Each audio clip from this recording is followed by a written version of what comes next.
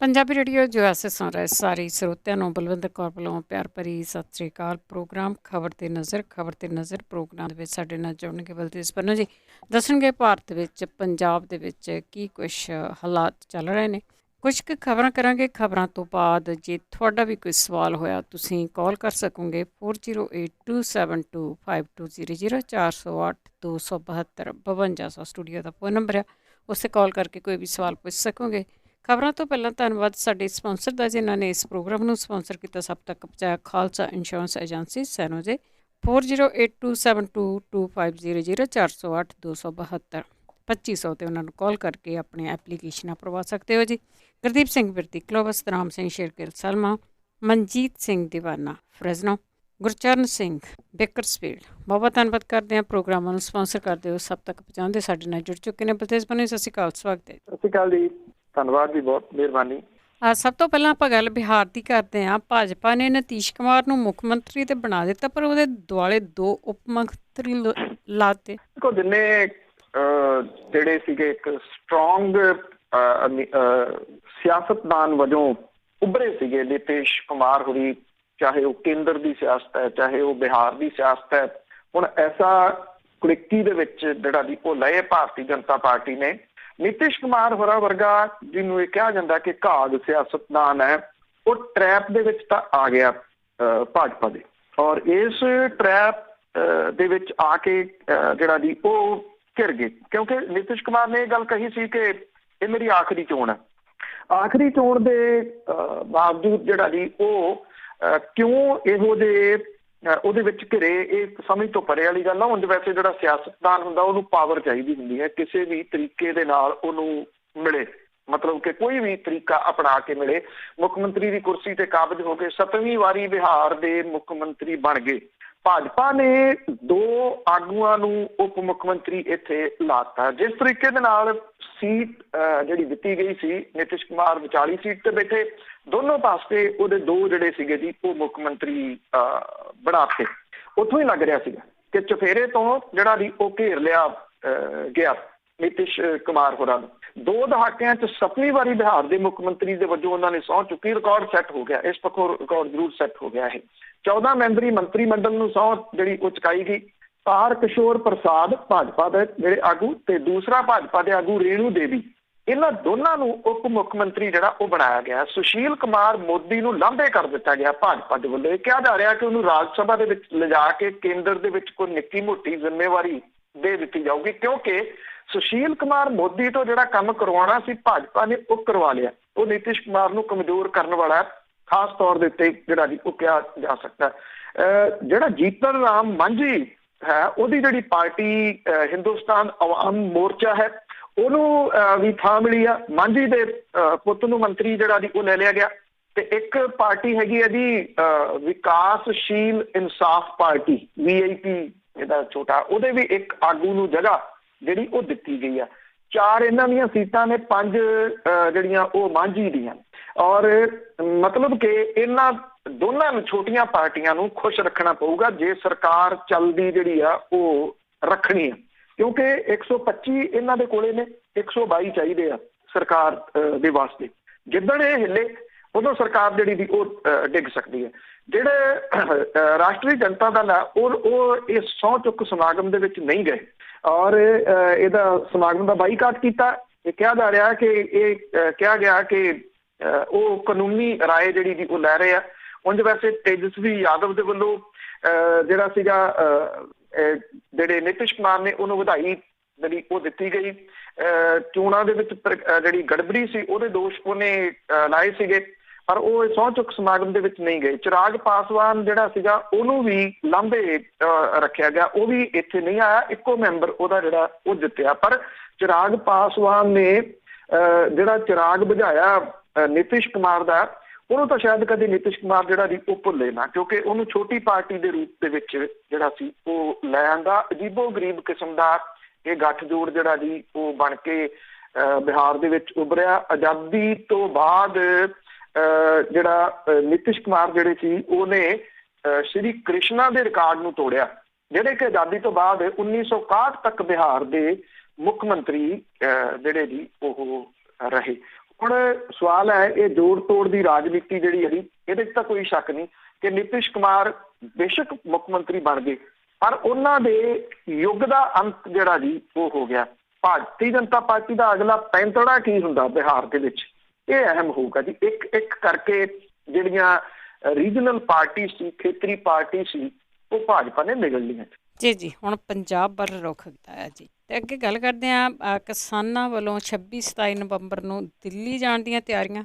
ਕੋ ਜਿਹੜੇ ਮੀਂਹ ਤੇ ਠੰਡ ਦਾ ਪ੍ਰਕੋਪ ਜਿਹੜਾ ਉਹ ਵਧਿਆ, ਹਾਲਾਂਕਿ ਕਿਸਾਨਾਂ ਦਾ ਕੰਮ ਵੀ ਵੱਧ ਗਿਆ। ਕੁਝ ਥਾਵਾਂ ਦੇ ਉੱਤੇ ਜਿਹੜੀ ਕਣਕ ਬੀਜੀ ਸੀ ਉਹ ਕਰੰਡੀ ਗਈ, ਜਿਹਦੇ ਕਰਕੇ ਉਹ ਮੁੜ ਕੇ ਬੀਜਣੀ ਜਿਹੜੀ ਉਹ ਪੈ ਸਕਦੀ ਆ। ਇਹਦੇ ਬਾਵਜੂਦ ਜਿਹੜੇ ਮੋਰਚੇ ਨੇ ਉਹਨਾਂ ਦੇ ਉੱਤੇ ਕਿਸਾਨ ਡਟੇ ਹੋਏ ਆ। 100 ਥਾਵਾਂ ਦੇ ਉੱਤੇ ਕਿਸਾਨਾਂ ਦੇ ਵੱਲੋਂ ਧਰਨੇ ਦਿੱਤੇ ਜਾ ਰਹੇ ਆ। 26-27 ਜਿਹੜੀ ਕਿ ਦਿੱਲੀ ਜਾਣ ਦੀ ਤਰੀਕ ਹੈ, ਦਿੱਲੀ ਨੂੰ ਜਿਹੜਾ ਉਹ ਜਾਣਾ, ਕਿਸਾਨ ਜਥੇਬੰਦੀਆਂ ਨੇ ਇਹ ਗੱਲ ਕਹੀ ਹੈ ਕਿ ਟਰੈਕਟਰ ਤੇ ਟਰਾਲੀ ਜਿਹੜੇ ਕਿ ਸਿੰਬਲ ਨੇ ਕਿਸਾਨਾਂ ਦੇ, ਉਹ 26 ਤਰੀਕ ਨੂੰ ਵੱਖ-ਵੱਖ ਮਾਰਗਾਂ ਦੇ ਰਾਹੀਂ ਦਿੱਲੀ ਵੱਲ ਨੂੰ ਤੁਰ ਪੈਣਗੇ, ਵੱਖ-ਵੱਖ ਜ਼ਿਲ੍ਹਿਆਂ ਤੋਂ। ਕਹਿੰਦੇ ਜਿੱਥੇ ਰੋਕਿਆ ਗਿਆ ਉੱਥੇ ਸੜਕ ਰੋਕ ਕੇ ਬਹਿ ਜਾਣਗੇ। ਮਤਲਬ ਕਿ ਜੇ ਪੰਜਾਬ ਦੇ ਜਿਹੜੇ ਕਿਸਾਨ ਨੇ ਉਹਨਾਂ ਨੂੰ ਮੰਨ ਲਓ ਤੁਸੀਂ ਕਿ ਉਹ ਸ਼ੰਭੂ ਰੋਕ ਲਿਆ ਜਾਂਦਾ, ਤੇ ਜਿਹੜੇ ਹਰਿਆਣੇ ਦੇ ਕਿਸਾਨ ਹੋਣਗੇ ਉਹ ਕਿੱਥੇ ਰੋਕੇ ਜਾਂਦੇ ਆ, ਜਾਂ ਕਿ ਉਹ ਦਿੱਲੀ ਬਾਰਡਰ ਤੱਕ ਪਹੁੰਚ ਜਾਂਦੇ ਆ। ਬਾਕੀ ਰਾਜਾਂ ਤੋਂ ਆਉਣ ਵਾਲੇ ਜਿਹੜੇ ਕਿਸਾਨ ਨੇ ਉਹ ਕਿੰਨੇ ਬਾਕੀ ਰਾਜਾਂ ਤੋਂ ਆਉਂਦੇ ਆ, ਇਹ ਅਹਿਮ ਜਿਹੜਾ ਦੀ ਉਹ ਹੋਊਗਾ। ਇਹ ਕਿਹਾ ਜਾ ਰਿਹਾ ਹੈ ਕਿ ਦਿੱਲੀ ਜਿਹੜੀ ਆ ਉਹ ਘਿਰ ਸਕਦੀ ਹੈ ਚੁਫੇਰਿਓਂ 26-27 ਤਰੀਕ ਨੂੰ। ਇਹਦੇ ਵਾਸਤੇ ਜਿਹੜਾ ਦੀ ਪਿੰਡਾਂ ਦੇ ਵਿੱਚ ਨੁੱਕੜ ਨਾਟਕਾਂ ਦੇ ਰਾਹੀਂ ਜਿਹੜੇ ਗੁਰਦੁਆਰੇ ਨੇ ਉਹਨਾਂ ਦੇ ਵਿੱਚ ਅਨਾਊਂਸਮੈਂਟ ਜਿਹੜੀਆਂ ਉਹ ਕਰਕੇ, ਗਾਣਿਆਂ ਦੇ ਰੂਪ ਦੇ ਵਿੱਚ ਹਰਿਆਣੇ ਦੇ ਵਿੱਚ ਵੀ ਇਸੇ ਤਰੀਕੇ ਦੇ ਨਾਲ ਕਿਸਾਨ ਜਿਹੜੇ ਨੇ ਉਹਨਾਂ ਨੂੰ ਜਾਗਰੂਕ ਕੀਤਾ ਜਾ ਰਿਹਾ ਕਿ ਉਹ 26 ਤੇ 27 ਤਰੀਕ ਨੂੰ ਦਿੱਲੀ ਉਹਨਾਂ ਨੇ ਜਿਹੜਾ ਉਹ ਪਹੁੰਚਣਾ। 18 ਤਰੀਕ ਨੂੰ ਚੰਡੀਗੜ੍ਹ ਦੇ ਵਿੱਚ ਇਹਦੇ ਸੰਬੰਧੀ ਜਿਹੜੀ ਮੀਟਿੰਗ ਆ ਉਹ ਹੋ ਰਹੀ ਹੈ ਕਿਸਾਨ ਜਥੇਬੰਦੀਆਂ ਦੀ, ਜਿਹਦੇ ਵਿੱਚ ਅਗਲਾ ਫੈਸਲਾ ਜਿਹੜਾ ਉਹ ਲਿਆ ਜਾਊਗਾ। 26 ਤੇ 27 ਦੀ ਜਿਹੜੀ ਤਿਆਰੀ ਆ ਉਹ ਕੀਤੀ ਜਾਊਗੀ। ਪਹਿਲਾਂ ਦਿੱਲੀ ਵੜਨ ਦੇ ਉੱਤੇ ਪਾਬੰਦੀ ਲਾਈ ਸੀ, ਹਾਲਾਂਕਿ ਰਾਮਲੀਲਾ ਮੈਦਾਨ ਦੇ ਵਿੱਚ ਜਿਹੜਾ ਸੀਗਾ ਉਹ ਰੋਸ ਮੁਜ਼ਾਹਰਾ ਕਰਨ ਦੀ ਪਰਮਿਸ਼ਨ ਸੀ, ਪਰ ਜਦੋਂ ਜਿਹੜੇ ਕਿਸਾਨ ਨੇ ਉਹਨਾਂ ਦੀ ਗੱਲਬਾਤ ਸਿਰੇ ਨਹੀਂ ਚੜੀ ਸੈਂਟਰ ਦੀ ਸਰਕਾਰ ਦੇ ਨਾਲ, ਤੇ ਇਹ ਪਰਮਿਸ਼ਨ ਵੀ ਰੱਦ ਕਰ ਦਿੱਤੀ ਗਈ। ਬਿਨਾਂ ਜਿਹੜਾ ਦੀ ਉਹ ਪਰਮਿਸ਼ਨ ਤੋਂ ਇਹ ਕਿਸਾਨ ਜਿਹੜੇ ਨੇ ਉਹ ਦਿੱਲੀ ਵੱਲ ਨੂੰ ਕੂਚ ਕਰਨਗੇ। ਉਦੋਂ ਪਹਿਲਾਂ 21 ਤਰੀਕ ਨੂੰ ਜਿਹੜੀ ਹੈ ਉਹ ਕਿਸਾਨਾਂ ਦੇ ਨਾਲ, ਪੰਜਾਬ ਦੇ ਕਿਸਾਨਾਂ ਦੇ ਨਾਲ ਦਿੱਲੀ ਦੀ ਕੇਂਦਰੀ ਸਰਕਾਰ ਦੀ ਇੱਕ ਹੋਰ ਮੀਟਿੰਗ ਜਿਹੜੀ ਉਹ ਹੋਊਗੀ, ਇਸ ਗੱਲ ਦੀ ਸੰਭਾਵਨਾ ਹੈ। ਔਰ 21 ਦੀ ਮੀਟਿੰਗ ਸੰਬੰਧੀ ਹੀ ਤਿਆਰੀ ਜਿਹੜੀ ਹੈ ਉਹ ਕੀਤੀ ਜਾਣੀ ਹੈ ਇਹਨਾਂ ਦੇ ਕਿਸਾਨਾਂ ਦੇ ਵੱਲੋਂ 18 ਦੀ ਮੀਟਿੰਗ ਦੇ ਵਿੱਚ। ਹੁਣ ਸਵਾਲ ਜਿਹੜਾ ਵੀ ਵੱਡਾ ਇਹ ਆ ਕਿ ਕੀ 21 ਤਰੀਕ ਨੂੰ ਕਿਸੇ ਤਰੀਕੇ ਦੇ ਨਾਲ ਕੁਝ ਕੇਂਦਰ ਦੀ ਸਰਕਾਰ ਜਿਹੜੀ ਦੀ ਉਹ ਦੇ ਲੈ ਕਰ ਸਕਦੀ ਹੈ? ਇਹਦੇ ਚਾਂਸਸ ਬਹੁਤ ਘੱਟ ਨੇ, ਕਿਉਂਕਿ ਜਿਹੜੀਆਂ ਪਿਛਲੀ ਮੀਟਿੰਗਸ ਆ ਉਹਦੇ ਵਿੱਚ ਕਈ ਤਾਂ ਦੋਏ ਧਿਰਾਂ ਜਾਂਦੀਆਂ ਨੇ ਕਿ ਜੀ ਬੜੇ ਚੰਗੇ ਮਾਹੌਲ ਦੇ ਵਿੱਚ ਹੋਈ ਜਿਹੜਾ ਦੀ ਗੱਲਬਾਤ, ਅੱਗੋਂ ਅਸੀਂ ਗੱਲਬਾਤ ਕਰਾਂਗੇ, ਪਰ ਕੇਂਦਰ ਦੀ ਸਰਕਾਰ ਦਾ ਜਿਹੜਾ ਰਵੱਈਆ ਹੈ ਉਹ ਇੱਦਾਂ ਦਾ ਨਹੀਂ ਲੱਗਦਾ ਕਿ ਉਹ ਗੱਲਬਾਤ ਦੇ ਰਾਹੀਂ ਕੁਛ ਨਾ ਕੁਛ ਜਿਹੜਾ ਦੀ ਉਹ ਨਿਬੇੜਨਾ ਚਾਹੁੰਦੀ। ਅੰਡਰ ਪ੍ਰੈਸ਼ਰ ਜ਼ਰੂਰ ਜਿਹੜੀ ਦੀ ਉਹ ਹੈਗੀ ਆ ਕੇਂਦਰ ਦੀ ਸਰਕਾਰ, ਖਾਸ ਤੌਰ ਦੇ ਉੱਤੇ 26-27 ਵਾਲਾ ਅੰਦੋਲਨ। ਔਰ ਦੂਸਰਾ ਜਿਹੜਾ ਫਿਕਰ ਉਹ ਇਹ ਸਰਕਾਰਾਂ ਨੂੰ ਵੱਧ ਰਿਹਾ ਹੈ ਕਿ ਕਿਸਾਨਾਂ ਦੀ ਬਹੁਤੀ ਫਸਲ ਜਿਹੜੀ ਬੀਜੀ ਗਈ ਕਣਕ ਦੀ, ਬਾਕੀ ਲਗਭਗ ਬੀਜੀ ਜਾਣੀ ਆ ਹਫ਼ਤੇ ਖੰਡ ਦੇ ਵਿੱਚ, ਤੇ ਉਦੋਂ ਬਾਅਦ ਕਿਸਾਨ ਵਿਹਲਾ, ਫਿਰ ਉਹਨੇ ਮੋਰਚਿਆਂ ਦੇ ਉੱਤੇ ਜਿਹੜਾ ਦੀ ਉਹ ਆ ਜਾਣਾ, ਤੇ ਉੱਥੇ ਗਿਣਤੀ ਹੋਰ ਵੱਧ ਜਾਣੀ ਆ ਮੋਰਚਿਆਂ ਦੇ ਉੱਤੇ। ਤੇ ਇਹ ਫਿਕਰਮੰਦੀ ਜਿਹੜੀ ਦੀ ਉਹ ਕੇਂਦਰ ਦੀ ਸਰਕਾਰ ਨੂੰ ਜ਼ਰੂਰ ਹੈਗੀ ਆ। ਪਰ ਗੱਲ ਇਹ ਸੀਗਾ ਕਿ ਜੇ ਉਹ ਗੱਲਬਾਤ ਅੱਗੇ ਜਿਹੜਾ ਦੀ ਉਹ ਤੋਰਦੀ, ਕਿਉਂਕਿ ਅੱਜ ਵੀ ਟ੍ਰੇਨਾਂ ਬੰਦ ਨੇ, ਸਾਰੀਆਂ ਮਾਲ ਗੱਡੀਆਂ ਬੰਦ ਨੇ। ਉਂਝ ਵੈਸੇ ਜਿਹੜੀ ਸਰਕਾਰ ਕਹਿੰਦੀ ਸੀ 2 ਦਿਨ ਦਾ ਕੋਲਾ ਰਹਿ ਗਿਆ, ਇੱਥੇ ਬਲੈਕ ਆਊਟ ਜਿਹੜੀ ਉਹ ਹੋ ਜਾਣੀ ਹੈ, ਹਨੇਰਾ ਜਿਹੜਾ ਉਹ ਛਾ ਜਾਣਾ। ਕੇਂਦਰੀ ਪੂਲ ਤੋਂ ਬਿਜਲੀ ਖਰੀਦੀ ਜਾ ਰਹੀ ਹੈ, ਔਰ ਹੁਣ ਸਰਕਾਰ ਬੋਲਦੀ ਤਾਂ ਨਹੀਂ, ਉਹ ਤਾਂ ਸਸਤੀ ਪੈਂਦੀ ਹੈ। ਜਿੰਨਾ ਇਹ ਪ੍ਰਾਈਵੇਟ ਜਿਹੜੇ ਥਰਮਲ ਪਲਾਂਟ ਸੀ ਉਹਨਾਂ ਤੋਂ ਜਿੰਨੇ ਦੀ ਖਰੀਦਦੇ ਸੀਗੇ ਉਸ ਹਿਸਾਬ ਦੇ ਨਾਲ ਬਿਜਲੀ ਸਸਤੀ ਪੈ ਰਹੀ ਹੈ। ਸਸਤੀ ਬਿਜਲੀ ਲੈ ਕੇ ਅੱਗੇ ਜਿਹੜਾ ਕੰਜ਼ਿਊਮਰ ਹੈ ਉਹਨੂੰ ਮਹਿੰਗੀ ਦਿੱਤੀ ਜਾ ਰਹੀ ਹੈ, ਸਰਕਾਰ ਨੂੰ ਉਹਦੇ ਵਿੱਚ ਮੁਨਾਫਾ ਹੋ ਰਿਹਾ ਜੀ। ਹੁਣ ਮੰਤਰੀ ਸ਼ੰਤਰੀ ਸਾਰੇ ਜਾਂ ਜਿਹੜੇ ਤੇ ਚੈਨਲ ਰੌਲਾ ਪਾਉਂਦੇ ਸੀ ਉਹ ਚੁੱਪ ਕੀਤੇ ਬੈਠੇ ਆ ਕਿ 2 ਦਿਨ ਦੇ ਕੋਲੇ ਵਾਲਾ ਜਿਹੜਾ ਜੀ ਉਹ ਕੀ ਬਣਿਆ, ਉਹ ਕਹਾਣੀ ਤਾਂ ਉੱਥੇ ਦੀ ਉੱਥੇ ਹੀ ਜਿਹੜੀ ਖੜੀ, ਕੁਝ ਵੀ ਇਸ ਤਰ੍ਹਾਂ ਦਾ ਜਿਹੜਾ ਜੀ ਉਹ ਨਹੀਂ ਹੋਇਆ।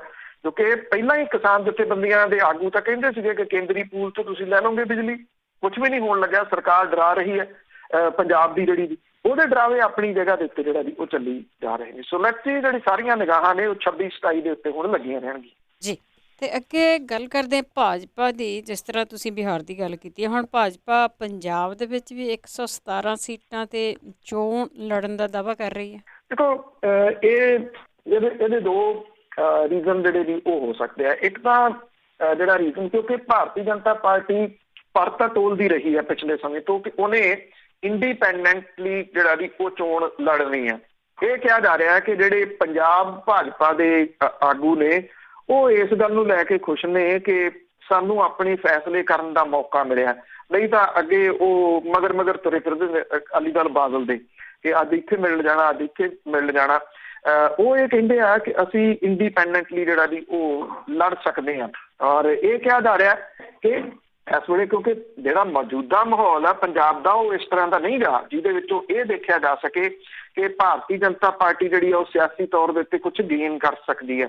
ਹਾਲ ਦੀ ਘੜੀ ਤਾਂ ਉਹ ਮੰਦੇ ਜਿਹੜਾ ਵੀ ਉਹ ਹੱਲ ਨਹੀਂ ਹੈ।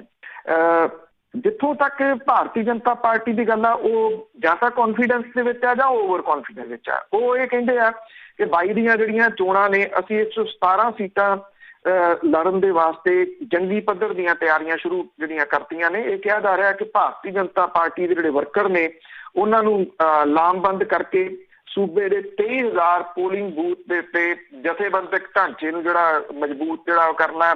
ਔਰ ਜਿਹੜੇ ਇਹ ਕਿਹਾ ਜਾ ਰਿਹਾ ਕਿ ਜਿਹੜੇ JP ਨੱਡਾ ਨੇ, ਜਗਤ ਪ੍ਰਕਾਸ਼ ਨੱਡਾ, 19 ਨਵੰਬਰ ਨੂੰ ਭਾਰਤੀ ਜਨਤਾ ਪਾਰਟੀ ਦੇ 10 ਡਿਸਟ੍ਰਿਕਟ ਆਫਿਸ ਜਿਹੜੇ ਨੇ ਉਹਨਾਂ ਦਾ ਵਰਚੁਅਲੀ ਉਦਘਾਟਨ ਕਰਨਗੇ ਤੇ ਇਸ ਤੋਂ ਬਾਅਦ ਆਉਂਦੀਆਂ ਚੋਣਾਂ ਦੀ ਤਿਆਰੀ ਦਾ ਜਾਇਜ਼ਾ ਜਿਹੜਾ ਵੀ ਉਹ ਲਿਆ ਜਾਊਗਾ। ਤੇ ਜਿਹੜੇ JP ਨੱਡਾ ਨੇ ਉਹ 3 ਦਿਨਾਂ ਦੌਰਾ ਪੰਜਾਬ ਦਾ ਉਸ ਤੋਂ ਬਾਅਦ ਜਿਹੜਾ ਵੀ ਉਹ ਕਰਨਗੇ। ਜਦੋਂ ਦੌਰਾ ਕਰਨਗੇ ਕਿ ਉਦੋਂ ਕਿਸਾਨਾਂ ਦੇ ਨਾਲ ਕਿਸੇ ਪਾਸਿਓਂ ਕੋਈ ਗੱਲਬਾਤ ਸਿਰੇ ਲੱਗ ਜੂਗੀ, ਕੋਈ ਪਾਸੇ ਲੱਗ ਜੂਗੀ। ਉਸ ਤੋਂ ਬਿਨਾਂ ਤਾਂ ਦੌਰਾ ਜਿਹੜਾ ਵੀ ਉਹ ਭਾਰਤੀ ਜਨਤਾ ਪਾਰਟੀ ਦੇ ਕਿਸੇ ਵੀ ਨੇਤਾ ਦਾ ਪੰਜਾਬ ਦੇ ਵਿੱਚ ਹੋਣਾ ਨੀਗਾ। ਇਹ ਸਭ ਨੂੰ ਜਿਹੜਾ ਵੀ ਉਹ ਪਤਾ। ਇਹ ਕਿਹਾ ਜਾ ਰਿਹਾ ਕਿ ਜਿਹੜੇ ਹਿੰਦੂ ਭਾਈਚਾਰੇ ਦੀਆਂ ਵੋਟਾਂ ਤੇ ਦਲਿਤ ਭਾਈਚਾਰੇ ਦੀਆਂ ਵੋਟਾਂ ਉਹਦੇ ਉੱਤੇ ਨਿਗਾਹ ਭਾਰਤੀ ਜਨਤਾ ਪਾਰਟੀ ਦੀ ਹੈ।